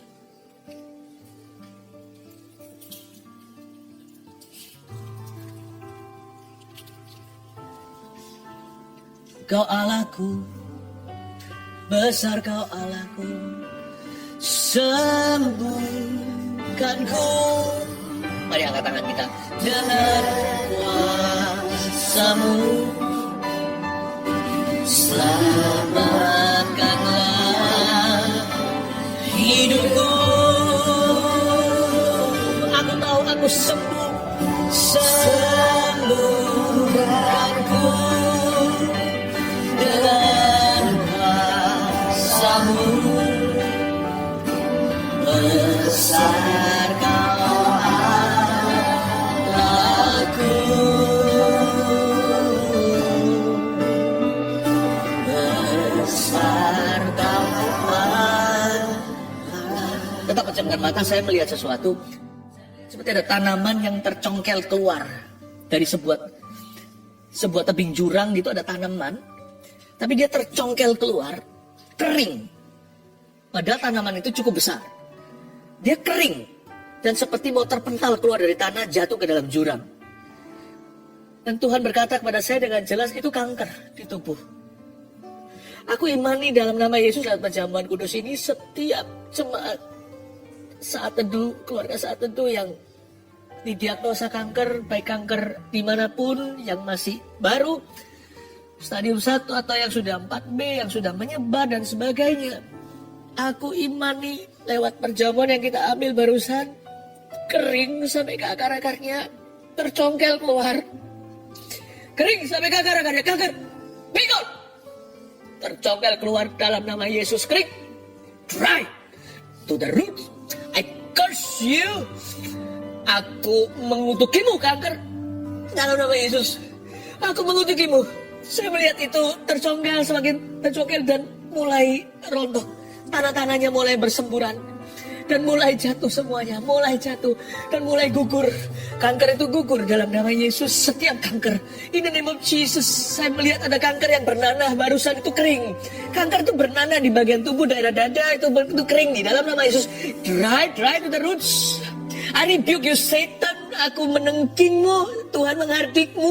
Roh kanker seperti pohon ara, aku kutuki kering sampai ke akar-akarnya. Be gone, pluck out, keluar dalam nama Yesus. Tercongkel, keluar, lemparkan ke dalam lautan oleh iman biji sesawi. Campakkan, ku campakkan kau ke dalam lautan kelupaan. Dalam nama Yesus, be gone, be gone, be gone dalam nama Yesus. Be gone dalam nama Yesus. Ora makasana dirada batakana. Inanana motokana. Nanana maya sanana batakabaya nanana. Inanana batakara nanana batakaya sunana batakabara batakara. Inanana batakabaya sanana. Setiap orang yang sakit, kuatkan hatimu. Percayalah Anda sudah sembuh. Ulurkan tangan ke depan. Kita berdoa untuk setiap permohonan. Tuhan, terima kasih. Oke, ya Tuhan. Tetap dalam hadirat Tuhan. Oh, terima kasih. Ada satu orang istri sedang berkabung bukan karena ditinggal mati. Roh Kudus beritahu suaminya selingkuh dengan seorang pramugari. Tuhan bilang begini, saya nggak tahu saya lagi ngomong sama istri yang sedih itu atau malah justru sama seorang pramugari yang ambil suami orang lain ini. Saya nggak tahu. Pokoknya Roh Kudus beritahu dengan jelas barusan yang merusak rumah tangga orang ini, dia akan gak enak ucapkannya apa adanya. Dia akan jelek dan dia akan mati. Dia akan sakit, dia akan jelek dan dia akan sakit. Kalau dia gak bertobat. Kepada istrinya, kepada yang perempuan yang suaminya mengkhianatinya ini, ampuni saja. Ampuni, kasihi, setia sama Yesus. Anda akan sehat, semakin cantik, semakin diberkati, semakin kuat. Jangan salah jalan. Jangan salah jalan. Disalahi itu satu hal. Salah jalan itu adalah pilihan. Jangan. Tuhan akan membelamu, membela perkaramu. Dan saya doa agar keluarga Anda pulih. Dan Tuhan berkata dengan jelas, orang jahatnya itu kalau tidak bertobat, dia akan jelek, dia akan sakit. Dia akan jadi jelek, dia akan jadi sakit. Bertobat. Kalau nggak tahu, kalau ternyata yang mendengar ini malah sebaliknya, yang ngambil suami orang, tobatlah. Before God's punishment, sebelum hukuman Tuhan menjadi kenyataan. Bertobatlah, sebab Tuhan tidak pernah berbahagia, tidak pernah bergembira karena orang jahat yang dihukumnya. Tuhan selalu menginginkan pertobatan mereka, bukan hukumannya. Terima kasih Tuhan, terpujilah nama-Mu. Tuhan, hamba berdoa untuk setiap orang yang sedang berdoa saat ini dalam pergumulannya. Tuhan Yesus jamah, lepaskan dari pergumulan. Ya Tuhan, dengan kemenangan. Ya Tuhan Yesus, berikan terobosan yang mereka harapkan. Aku percaya sesuatu akan terjadi ketika Roh Allah bekerja dan kami percaya. Ya Tuhan, ketika kami sepakat dengan Tuhan, mujizat pun tidak menjadi mustahil. Hamba berdoa dan memberkati seluruh keluarga besar saat teduh bersama. Cintai dan gembalakan setiap mereka dengan kasih yang abadi. Jamah mereka dengan kuasa yang tak terhingga. Salib-Mu menjadi kemenangan dan kemuliaan. Dalam nama Yesus. Haleluya. Amin. Sungguh kami mencintai hadirat-Mu. Kami mencintai firman-Mu Tuhan. Terima kasih. Kami memuji menyembah-Mu. Karena siapa diri-Mu, bukan apa yang Tuhan bisa berikan pada kami. Sebab Engkau telah memberikan nyawa-Mu di kayu salib. Lebih dari cukup alasan untuk kami bersyukur untuk segala sesuatu hari ini. Thank you Lord. You've been good to us. I love you. We love you. Keluarga saat teduh sungguh cinta padamu mengasihimu. Sampaikan sabdamu, sembunyikan hamba-mu erat-erat dalam-dalam di balik salibmu. Dalam nama Yesus, haleluya, amin. Praise the Lord, puji Tuhan ya. Hari ini hati kita akan diperlengkapi bagaimana mempertimbangkan segala perkara. Hikmat itu ada, hikmat itu harus diminta. Yakobus berkata, mintalah hikmat jikalau kita kekurangan hikmat. Tapi hikmat itu juga spirit, Roh Kudus yang ada di dalam kita. Nah, ketika kita mendengarkan firman seperti ini hari ini, bukan hanya kita akan diperbaharui, tapi kita akan menerima sesuatu. Kebijaksanaan yang belum pernah kita miliki itu bisa bertumbuh. Mari saya ajak kita membuka Amsal pasal yang ke-16, beri judul Timbangan Hati dan Cermin Jiwa. Hati itu ada neracanya untuk bisa nimbang, ya kan? Kadang-kadang kita diperhadapkan dengan situasi yang sulit sekali. Rasanya buah si malangkama. Kiri kanan kena. Lebih baik keputusannya apa? Ingin rasanya kita hadirkan Yesus secara fisik, langsung putuskan untuk kita. Tapi Tuhan hadir kok, sekalipun gak secara jasmani. Dalam rohnya, dan firman ini pelita bagi kaki dan terang bagi jalan kita. Berarti Alkitab ini adalah kompas jiwa. Nah, cermin jiwa kita, jiwaku terbuka untukmu Tuhan, selidiki nyatakan segala perkara. Singkapkan semua yang terselubung, supaya ku jangan jauh daripada, supaya ku layak di hadapan-Mu ya Tuhan. Mari kita membacanya sekarang, ada 9 ayat, semoga saya bisa cover semua. Nah, by the way, saya tidak akan memberikan poin 1, 2, 3 yang gampang seperti biasanya. Saya mau melatih juga keluarga Saat Teduh untuk bisa jot down notes, untuk bisa mencatat khotbah. Nanti setelah selesai ini di komentar di media Saat Teduh bersama, Anda bisa bagi-bagi, sharing atau tukar catatan khotbah ya. Untuk Anda bagikan, Anda sendiri diberkati, orang lain membacanya juga, mereka akan bisa saling melengkapi dengan catatan atau note mereka sendiri. Apa yang kurang di orang lain, mungkin telinga Anda yang menangkapnya. Apa yang telinga Anda luput, ternyata ada rema, orang lain menuliskannya. Alangkah indahnya keluarga Saat Teduhnya ada interaksi untuk saling melengkapi. Because we are all family. Gak semua saling kenal, tapi dalam roh kita sama. Kita minumnya dari satu sumber air, makanya semeja. Saya bersyukur untuk keluarga Saat Teduh bersama. Ayat pertama, manusia dapat menimbang-nimbang dalam hati, tetapi jawaban lidah berasal daripada Tuhan. Kita baca terus dulu. Segala jalan orang adalah bersih menurut pandangannya sendiri, tetapi Tuhanlah yang menguji hati. Serahkanlah perbuatanmu kepada Tuhan, maka terlaksanalah segala rencanamu. Tuhan membuat segala sesuatu untuk tujuannya masing-masing. Bahkan orang fasik dibuatnya untuk hari malapetaka. Setiap orang yang tinggi hati adalah kekejian bagi Tuhan.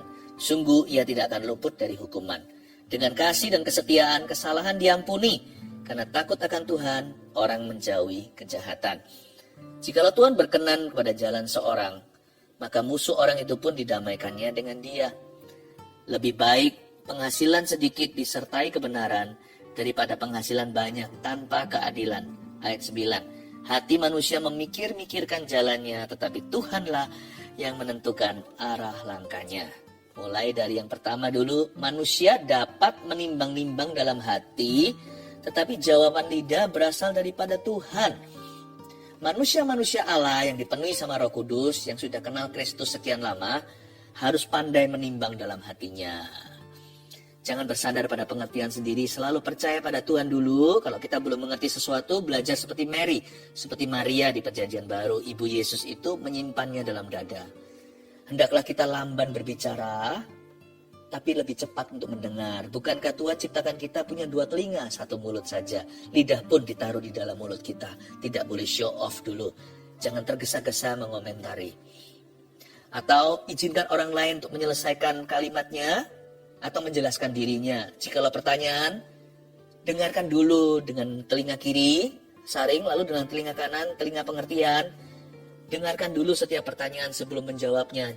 Usahakan untuk kita nggak menyela. Memang susah, saya sendiri pun berkali-kali melakukan kesalahan itu. Tapi manusia yang bijaksana selalu menimbang-nimbang dalam hatinya. Di dalam hatinya itu ada neraca. Jadi dia timbang perkataan orang. Nggak semua kata-kata orang itu persis seperti yang kita kira. Karena manusia pun mencoba menaruh pikirannya dalam kata-kata. Misalkan jikalau seorang wanita, seorang istri ngomong sama suaminya, "Do you love me?" Kamu cinta gak sama aku? Yang dia butuhkan bukan jawaban, gak tentu begitu. Mungkin yang diinginkan oleh sang istri adalah perhatian. Di balik kata-kata itu, jikalau kita timbang, maka kemungkinan ada maksud hati yang harus kita tangkap lebih teliti. Gak tentu perkataan itu jangan terpancing dengan kalimat-kalimat. Bisa jadi di belakang itu sebenarnya sesuatu yang sangat-sangat baik sekali atau sesuatu yang indah. Manusia dapat menimbang-nimbang dalam hatinya, belajar untuk menangkap di balik apa yang kelihatan dan kedengaran. Mungkinkah hati itu maksudnya lain dengan lidah bibirnya? Jangan menangkap manusia pada ketidaksempurnaannya. Coba kenal hatinya. Kalau bisa kita mempraktekkan ini, hubungan kita pun niscaya diberkati. Manusia dapat menimbang dalam hati, tetapi jawaban lidah berasal daripada Tuhan. Nah, manusia-manusia Allah yang sudah lahir baru dan sekarang telah mengenakan Kristus tidak boleh sembarang bicara. Memang sih nggak ada orang sempurna, orang yang bisa mengekang lidahnya, orang itu sempurna. Sekali-kali pun tupai itu pandai terbang, dia kadang-kadang bisa jatuh ke tanah. Kita jaga lidah aja kadang-kadang masih ada terselip sesuatu yang kita sesali. Apalagi kalau kita brol-brolan, kalau kita sembarangan atau sembrono. Wah, betapa banyak kita melukai orang di sekeliling kita. Dan tanpa terkecuali melukai diri sendiri. Jawaban lidah itu berasal daripada Tuhan. Anak-anak Tuhan ingat, mulut kita atau perkataan kita harus memuliakan Tuhan. Catatlah itu. Harus memuliakan Tuhan Yesus. Makanya itu jangan ada kata-kata kotor di mulut kita. Sumpah serapah, ya kan? Kersing dan mengutuki kebun binatang dan lain-lainnya. Janganlah kita itu mulutnya mempermalukan Tuhan kita. Kalau dalam bahasa manusia, bahasa setiap negara, itu ada bahasa nasional dan bahasa daerah. Omong kotor itu juga ada loh, yang umum satu negeri, tapi juga setiap daerah ada sendiri-sendiri. Ginilah the golden rule atau peraturan emasnya. Ini rambu-rambu lalu lintas untuk lidah bibir kita. Kalau kita nggak ngerti, jangan diucapkan dulu, cari tahu arti. Tapi itu pun kadang-kadang kita pun membuat kesalahan, ya, nggak apa-apa. Yang pasti kita buat komitmen dulu. Jawaban lidahku harus selalu berasal daripada Tuhan. Ayo kita latihan. Ayo kita tingkatkan disiplin yang tinggi sebagai putra-putri kerajaan sorga. Bahwa mulut kita harus senantiasa memuliakan Tuhan. Mungkin 100% keterlaluan. Mungkin gak ada satu orang pun bisa sempurna dalam perkataannya. Tapi kalau kita berjuang, berusaha dan mengejar itu, saya yakin nanti ya keteledoran itu gak seberapa. Jadi harus memuliakan Tuhan. Apa maksudnya jawaban lidah itu berasal daripada Tuhan? Selain mempermuliakan Tuhan, kata-kata kita harus jadi berkat buat orang lain atau membangun orang lain yang mendengarnya. Sehingga orang yang mendengarnya itu mendapat kasih karunia. Our words should be other people's blessings. Harus menjadi berkat. Menjadi berkat itu bukan berarti selalu ngomong yang baik-baik saja atau mengutarakan yang orang lain suka mendengarkannya. Tidak selalu kita itu memberitahu pada orang lain apa yang telinga mereka harapkan. Yang disebut berkat kadang-kadang juga dalam rupa teguran. Tapi teguran kita harus penuh kasih. Kritikan kita membangun, bukan menjatuhkan. Bukan membunuh karakter seseorang, tapi membangun karakternya. Sekalipun kalau harus mengoreksinya terlebih dahulu. Kata-kata orang yang percaya, jawaban lidah kita harus berasal daripada Tuhan. 1, harus memuliakan Tuhan. 2, harus jadi berkat. 3, lebih dari itu. Semoga bisa jadi jawaban. Mulut kita nantikan mulai pelan-pelan menjadi supranatural. Tuhan mulai memberkatinya dengan karunia-karunia seperti hikmat marifat, seperti nubuat. Kata-kata kita itu bisa tajam. Tajam bukan sinis, bukan sarkastik, bukan melukai perasaan orang lain yang mendengarnya. Tapi tajam itu artinya bisa tepat guna, tepat waktu, persis ke target tujuan yang Allah inginkan. Dan menjawab kehidupan seseorang, menjadi solusi buat orang lain yang mendengarkannya. Itu yang disebut jawaban lidah yang berasal daripada Tuhan. Memuliakan Tuhan, jadi berkat, jadi jawaban. Yang kedua, segala jalan orang adalah bersih menurut pandangannya sendiri. Iya sih. Kita kalau salah selalu nggak kerasa kan? Tapi kalau orang lain yang salah, wah selalu kita besar-besarkan. Segala jalan orang memang adalah bersih menurut pandangannya sendiri. Itu udah bakat alami keturunan Adam dan Hawa, yaitu Anda dan saya. Tetapi Tuhanlah yang menguji hati. Jangan kita menghakimi orang lain dengan begitu mudahnya, dan juga jangan menghakimi dirimu sendiri. Karena penghakiman manusia itu selalu tidak objektif. Makanya kita itu harus dekat sama firman dan harus dicuci bersih. Kita tidak boleh lama-lama, kita harus merenungkan firman kembali. Karena firman ini cermin jiwa. Karena hanya Tuhan yang sanggup menguji hati. Contohnya, manusia itu bukanlah hakim yang paling baik atas dirinya sendiri. Kerap kali Anda dan saya, kita terlalu keras sama diri sendiri atau terlalu ringan sama dirinya. Ah, gitu aja loh kok kamu ingat-ingat. Padahal kalau dibalik, orang lain yang mengatakan pada kita, wah kita bisa sakit hati. Manusia itu punya kecenderungan untuk terlalu ringan sama dirinya sendiri. Terlalu mengentengkan orang lain. Dan dia terlalu baik sama dirinya. Tapi sebaliknya juga ada manusia yang terlalu jahat sama dirinya. Dia merasa semua yang dia lakukan itu salah di matanya sendiri.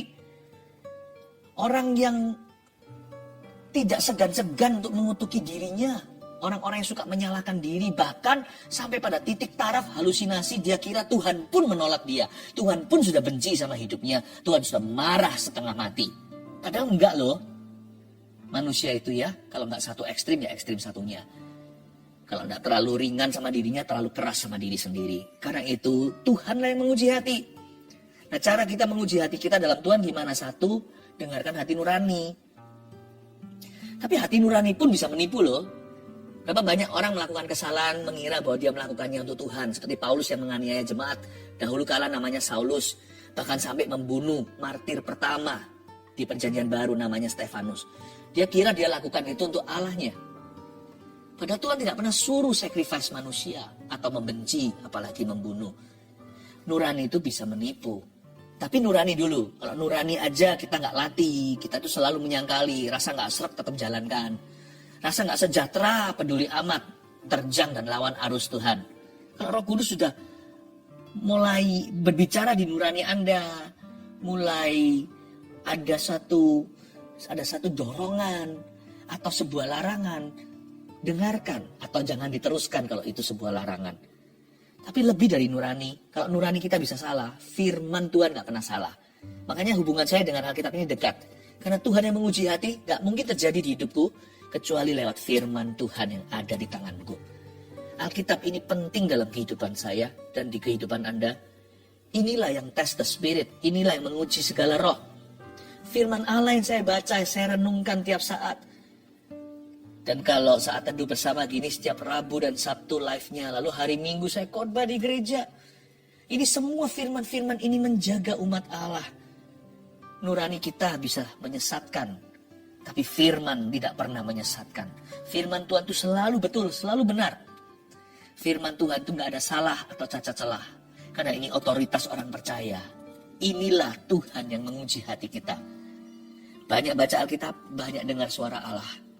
Sedikit membaca Alkitab, sedikit mendengar suara Tuhan. Tidak baca Alkitab, Tuhan bicara pun kita gak mau dengarkan. Dan Tuhan tidak akan memaksakan.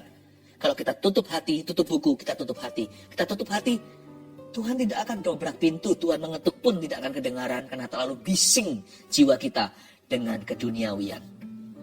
Saya dorong keluarga saat teduh. Setiap keputusanmu itu ditimbang dulu sama Tuhan Yesus, sama firman-Nya. Supaya jangan sampai nanti setelah kita salah jalan. Setelah kita ditimpa sakit yang gak perlu, kita baru koar-koar dan teriak-teriak berkata, Tuhan tolong aku. Alangkah baiknya jikalau kita dituntun Tuhan dari dasar. Kita itu loh, dibimbing sama Roh Kudus dari step 1, dari langkah pertama. Baby stepnya aja udah ada Tuhan. Supaya jangan sampai kita itu salah jalan. Ayat 3. Serahkanlah perbuatanmu kepada Tuhan, maka terlaksanalah segala rencanamu. Serahkanlah perbuatanmu kepada Tuhan, bukan serahkanlah rencanamu. Tuhan tidak pernah memberkati mimpi kita. Tuhan tuh memberkati usaha kita. Terserahlah apa mimpi cita-cita. Jangan dikit-dikit tanya Tuhan kalau kita belum melakukan tanggung jawab kita. Karena banyak orang itu sukanya gini loh, Tuhan belum ngomong apa-apa kok, tapi tanggung jawabnya, ya tanggung jawab pribadinya diterbengkelaikan, diabaikan. Serahkanlah perbuatanmu kepada Tuhan itu gini. Asal mimpi, cita-cita, rencana kita itu tidak melanggar firman Allah, gak apa-apa. Lakukanlah yang terbaik, berusahalah. Kalau memang nanti akan ada jalur lain yang Tuhan buka, atau nanti Tuhan mengubah haluan, biarkan nanti sementara kita jalan, Tuhan tuntun langkah-langkah kaki kita ke arah yang berbeda. Tapi jangan sampai kita itu melihat awan tidak menabur, tunggu suara audible atau tanda yang nyata. Kalau memang itu baik dan benar, kita nggak tahu apakah itu 100% kehendak Allah, tapi itu nggak melanggar firman Allah. Itu ada dalam kebebasan atau kemerdekaan kita sebagai manusia yang punya hak bebas memilih. Pilihlah apa yang baik, nanti Tuhan benarkan sepanjang perjalanan. Serahkanlah perbuatanmu kepada Tuhan. Manusia itu memikirkan langkahnya, memikirkan jalannya maksudnya. Tuhan yang menuntun langkahnya. Jangan kita itu mudah atau pandai beralasan lalu tidak melangkah. Melangkah dulu. Kalau itu God's will, kalau itu kehendak Allah, kalau itu ditulis dalam firman Allah, melangkah saja. Nanti kan Tuhan tuntun langkah kita. Serahkanlah perbuatanmu kepada Tuhan, maka atau barulah terlaksanalah segala rencanamu. Ayat 3b tadi. Apa maksudnya terlaksanalah segala rencanamu ini? Ada beberapa dimensi. Yang pasti, kalau kita serahkan perbuatan kita kepada Tuhan, maka terlaksanalah segala rencanamu, bisa jadi terjadi sesuai dengan rencana kita. Tapi melampaui ekspektasi. Karena Allah kalau bekerja selalu lebih daripada yang kita kira. Jadi ingat cerita tentang Musa, tongkatnya berubah jadi ular waktu dia diutus ke Firaun untuk minta bangsa Israel keluar. Semua orang-orang pintarnya Firaun, semua ahli nujumnya, semua magiciannya, tukang magicnya juga bisa lakukan yang sama. Tapi selalu tongkat Musa jadi ular itu yang dari Tuhan itu memakan, memagut, dan menelan ular-ular yang lain. Tuhan selalu melampaui apa yang manusia bisa lakukan. Terlaksanalah rencanamu itu selalu begini loh. Kadang-kadang Tuhan izinkan semua terjadi sesuai rencana kita. Good news, kabar baik. Tapi selalu melampaui ekspektasi. Atau bisa jadi tidak sesuai rencanamu. Tidak sesuai rencanaku. Tapi justru lebih indah. Jalanmu bukan jalanku. Rencanamu bukan rencanaku. Lalu ada kalimat berikutnya. Kalau gini aja kan skakmat. Kalau begini aja kan, loh kok ditolak? Enggak, lanjutan. Episode keduanya Tuhan berkata, jalanku lebih tinggi dari jalanmu. Rencanaku lebih tinggi dari rancanganmu. Nah itu good news, itu kabar baiknya. Ya sudah, kalau memang bukan kehendakku yang jadi, kehendakmu yang jadi. Malah justru itu yang jadi. Itu yang luar biasa. Yesus minta cawan dilewatkan. Bukan Tuhan Yesus takut naik ke kayu salib karena siksaan. Tapi di kayu salib dia harus berpisah dengan Bapa. Eloi, Eloi, lama sabachthani. Allahku, Allahku, mengapa engkau tinggalkan aku? Itu yang Yesus ingin hindari. Karena sejak kekal sampai kekal, Allah Trinitas tidak pernah berpisah. Tritunggal adalah satu. Tapi gara-gara kita berpisah berapa jam, terasa seperti forever atau eternity. Seperti kekal selama-lamanya. Tapi andai kata Yesus memaksakan diri sebagai anak Allah dan cawan itu lewat, Anda dan saya harus masuk neraka loh. Gak peduli sesaleh apa kita hidup. Untung Tuhan Yesus berkata, bukan kehendakku ya, biar kehendakmu yang jadi. Here we go, here we are. Oleh karena itu ada sekarang yang namanya keselamatan dan pengampunan dosa. Aren't you thankful? Kalau tidak terjadi sesuai dengan keinginan kita, pasti ada sesuatu yang lebih. Ada sesuatu yang lebih baik, sesuatu yang lebih besar. Ayat 4. Tuhan membuat segala sesuatu untuk tujuannya masing-masing. Perhatikan ya. Jadi Tuhan itu maestronya. Mastermind. Sutradara yang paling hebat. Bukan buat sandiwara. Tapi Tuhan itu akan menentukan nasib setiap orang. Tuhan membuat segala sesuatu untuk tujuannya masing-masing. Bahkan orang fasik pun dibuatnya untuk hari malapetaka. Nah tinggal begini. Pilihan kita mau masuk dalam rencana atau rancangan damai sejahtera atau rancangan malapetaka. Bukan berarti yang rancangan damai sejahtera nggak punya masalah, tapi ada penyertaan Allah. Tapi rancangan yang satunya lagi malapetaka. Mungkin orang itu hidupnya fine-fine saja, tapi ujungnya adalah maut. Inilah perbedaannya antara orang-orang fasik dan orang benar. Inilah bedanya antara domba di satu sisi dan kambing di sebelah satunya. Jangan kita hidup sembarangan, karena di hidup ini ada Tuhan, apalagi dalam kekekalan. Tuhan ada 2 rencana di ayat 4 ini. Tuhan membuat segala sesuatu untuk tujuannya masing-masing. Orang fasik pun gak bisa lari, dibuatnya untuk hari malapetaka. Bukan berarti Tuhan binasakan mereka.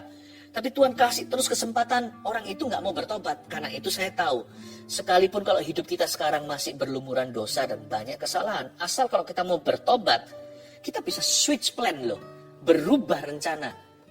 Kita bisa berubah program dalam hidup ini. Dari harusnya kita itu dibinasakan, masuk dalam rancangan keselamatan. Pilih, kita mau masuk di dalam kategori rancangan keselamatan atau rancangan pelajaran. Orang fasik di sini dibuatnya untuk hari malapetaka, dijadikan pelajaran, a lesson, a life lesson untuk yang lainnya lihat. Jika orang fasik dihukum, yang lainnya pun jerah tanpa hukuman. Orang lain pun akan belajar. Ketika harta orang fasik dipindah ke orang benar, ketika orang fasik yang menggali lubang jatuh sendiri ke dalamnya, membuat orang lain pun beberapa akan ketakutan dan melihat, iya ya, jangan pernah berniat jahat. Kita mau masuk dalam rancangannya Musa atau Firaun yang dikeraskan hatinya. Sama-sama untuk kemuliaan Allah. Musa, kemuliaan Allah adalah membawa mereka keluar, berjalan di tanah kering, membelah Laut Merah. Firaun, Tuhan tunjukkan gagah perkasanya pada negeri penyembahan berhala. Dengan memberi tulah-tulah itu semua berhalanya tidak bisa apa-apa. Padahal itu yang disembah oleh mereka untuk menghindari malapetaka itu. Malah Tuhan berkata lewat Musa, tak satu pun dari berhalamu itu sanggup menahanku. Sama-sama lewat Laut Merah. Yang satu dibuat Tuhan jalan dan mulia, yang satu dibuat Tuhan tenggelam. Teroleng-oleng semua roda-roda keretanya untuk menunjukkan kuda percuma saat perang jikalau Allah tidak di pihaknya. Mau masuk dalam rancangan keselamatan Tuhan atau mau masuk dalam rancangan pelajaran dari Tuhan? Kita tentukan. Yang membedakan apa? Pertobatan. Maka itu jangan pernah keraskan hati kita. Saya sih nggak berani keraskan hati sama Tuhan. Wah, saya nggak berani. Kenapa? Nggak menang, udah gitu aja. Nggak menang. Ayat yang ke-5. Setiap orang yang tinggi hati adalah kekejian bagi Tuhan. Sungguh ia tidak akan luput dari hukuman. Orang yang tinggi hati adalah kekejian bagi Tuhan. Berarti Tuhan jijik dong. Iya. Kok bisa ya, padahal Tuhan itu maha kasih loh, mengasihi setiap manusia. Tapi sekali kita kena virus sombong hati, Tuhan langsung jijik sama kita. Segala dosa yang lain seolah-olah Tuhan gak apa-apa menjamah. Tapi kalau sombong, Tuhan gak mau pegang. Tapi bukan berarti forever orang itu dihukum, doomed to perish, atau orang itu sudah gak ada harapan. Enggak, makanya itu orang sombong pun bisa bertobat. Namanya merendahkan diri di hadapan Tuhan. Bukankah di Tawarikh dikatakan gini, bahkan kalau ada bangsa negara yang begitu angkuh, kalau mereka merendahkan diri, meninggalkan jalan mereka yang salah, maka Tuhan akan mendengar dari sorga dan mengampuni dosa mereka serta memulihkan negeri mereka. Tapi pokoknya, orang yang sombong adalah kekejian bagi Tuhan. Ia gak akan luput dari hukuman. Hukuman orang sombong apa? Tuhan aja yang tahu, saya gak mau mendahului firman. Tapi satu hal ini saya tahu pasti bahwa itu sudah jadi hukuman. Orang yang dibenci Tuhan, itu udah hukumannya dia. Mau dia mau masuk neraka kek, mau nanti ngalami apalah, dicambuk Tuhan lah, itu bukan urusan saya. Tapi kita harus tahu, orang yang tinggi hati adalah kekejian bagi Tuhan. Kata kekejian bagi Tuhan itu sendiri sudah hukuman. Jikalau Allah tidak di pihakmu, siapa bisa menolongmu? Kalau Allah melawanmu, siapa bisa menolongmu? Jikalau Allah di pihak kita, siapa lawan kita? Nah, itu indah. Tapi kalau kita kekejian bagi Tuhan, Tuhan sudah jijik sama kita. Itu sudah hukuman. Tahu nggak, ada banyak orang yang masih kelihatan jaya. Itu masih di dunia fisik. Belum apa-apa, padahal Tuhan sudah meninggalkannya. Hati-hatilah, jalan tak aman. Tidur hati-hati. Karena orang yang sudah tidak punya Tuhan di dalam perkenanan, orang itu dalam bahaya yang luar biasa. Saya nggak mau jadi orang itu. Saya mau jadi orang yang dikenannya. Makanya itu ayat 6, mari kita sekarang baca lebih lanjut. Dengan kasih dan kesetiaan, kesalahan diampuni. Yuk, karena takut akan Tuhan orang menjauhi kejahatan. Dengan kasih dan kesetiaan, kesalahan diampuni. Berarti Tuhan itu masih mengampuni kita. Orang sombong pun bisa bertobat. Tapi Tuhan minta supaya orang itu dipenuhi dengan kasih dan kesetiaan. Nggak perlu kok kita itu bayar dosa. Tuhan sudah membayarnya. Tuhan sudah melunasinya. Dengan kasih dan kesetiaan itu, asal kita datang dengan rendah hati dan berkata, Tuhan, aku mengasihimu, terima kasih Engkau mengasihi aku. Hancur hati, jiwa patah remuk, tidak dipandang hina. Ingat wanita yang datang dengan narwastu dipecahkan, minyak yang mahal, itu pelacur. Itu orang, ada roh-roh jahat di dalamnya. Berapa banyak cerita dalam kitab Injil begitu. Tapi Tuhan berkata, biarkan dia. Sementara orang Farisi mencibirnya kalau dia tahu wanita seperti apa yang menjamahnya. Tuhan tahu. Tuhan tuh gak pernah perhitungan sama kita. Dia yang membayar lunas. Masa dia mau hitung uang kecil sama kita? Dosa besar aja diampuni seluruh bumi, apalagi kita.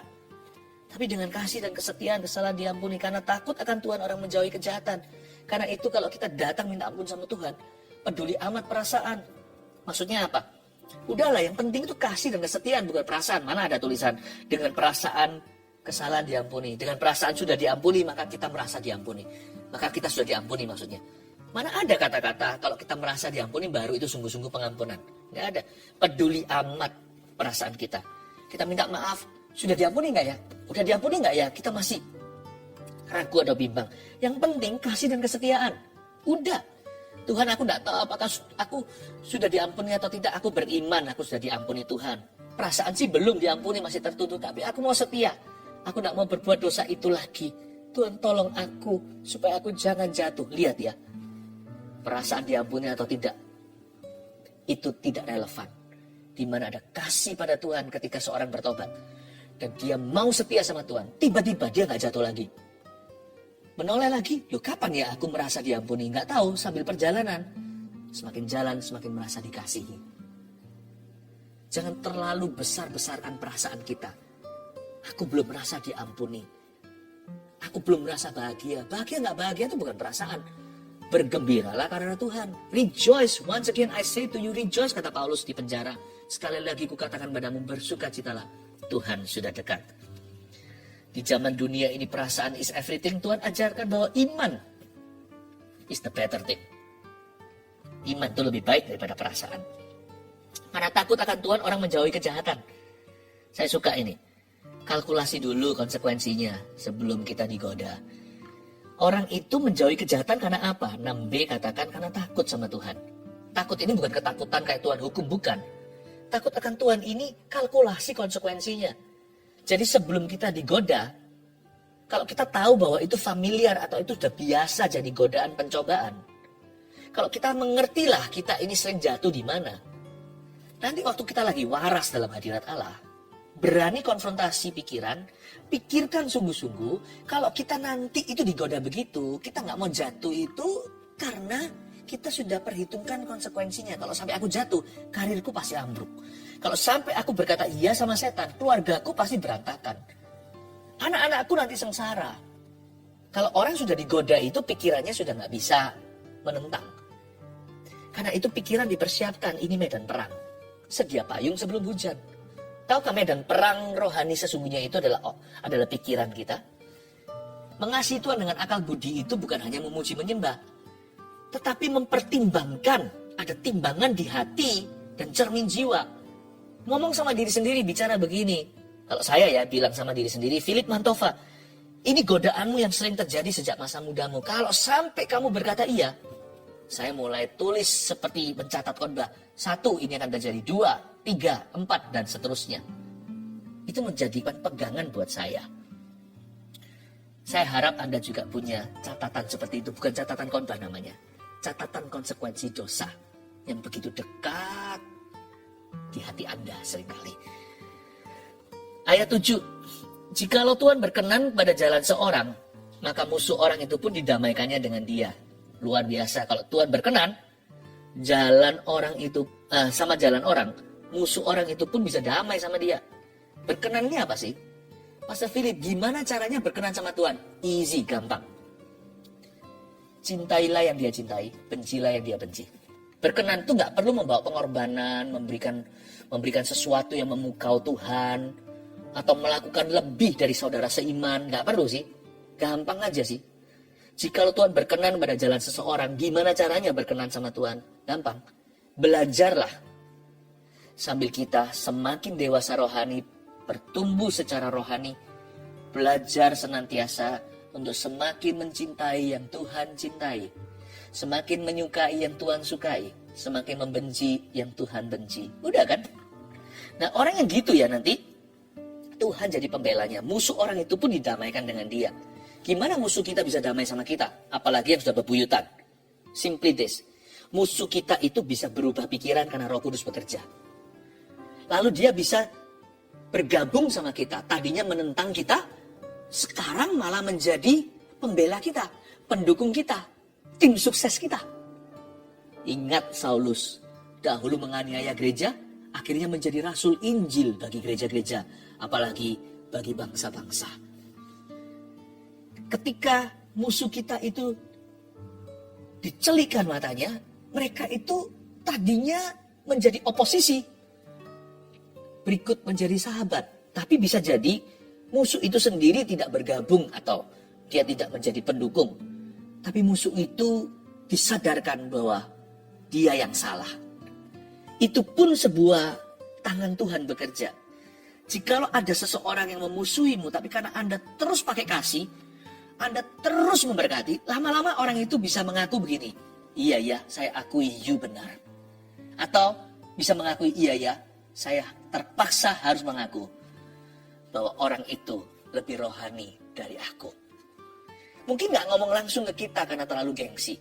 Mungkin lewat teman kita atau orang lain dia mengakuinya. Itu juga salah satu tanda bahwa hidup kita berkenan kepada Tuhan. Ayat 8, lebih baik penghasilan sedikit disertai kebenaran daripada penghasilan banyak tanpa keadilan. Mumpung harta masih sedikit, mari kita itu bangun diri di atas kebenaran supaya kita jangan tamak. Ya, supaya hati kita tidak melekat pada harta. Terakhir ayat 9, hati manusia memikir-mikirkan jalannya, tetapi Tuhanlah yang menentukan arah langkahnya. Lakukan bagian kita, due diligence itu dari sisi manusia. Hati manusia memikirkan jalannya. Minta sama Tuhan suatu hati dan pikiran yang bisa menimbang. Hati manusia itu memikirkan jalannya. Minta a thinking heart. Minta hati yang bisa menimbang dan mendoakan sebelum mengambil keputusan. Meskipun ujungnya Tuhanlah yang menentukan arah langkahnya. Always use your mind. Selalu pakai akal budi yang diperbarui firman sebelum membuat keputusan. Minta hati yang bijaksana.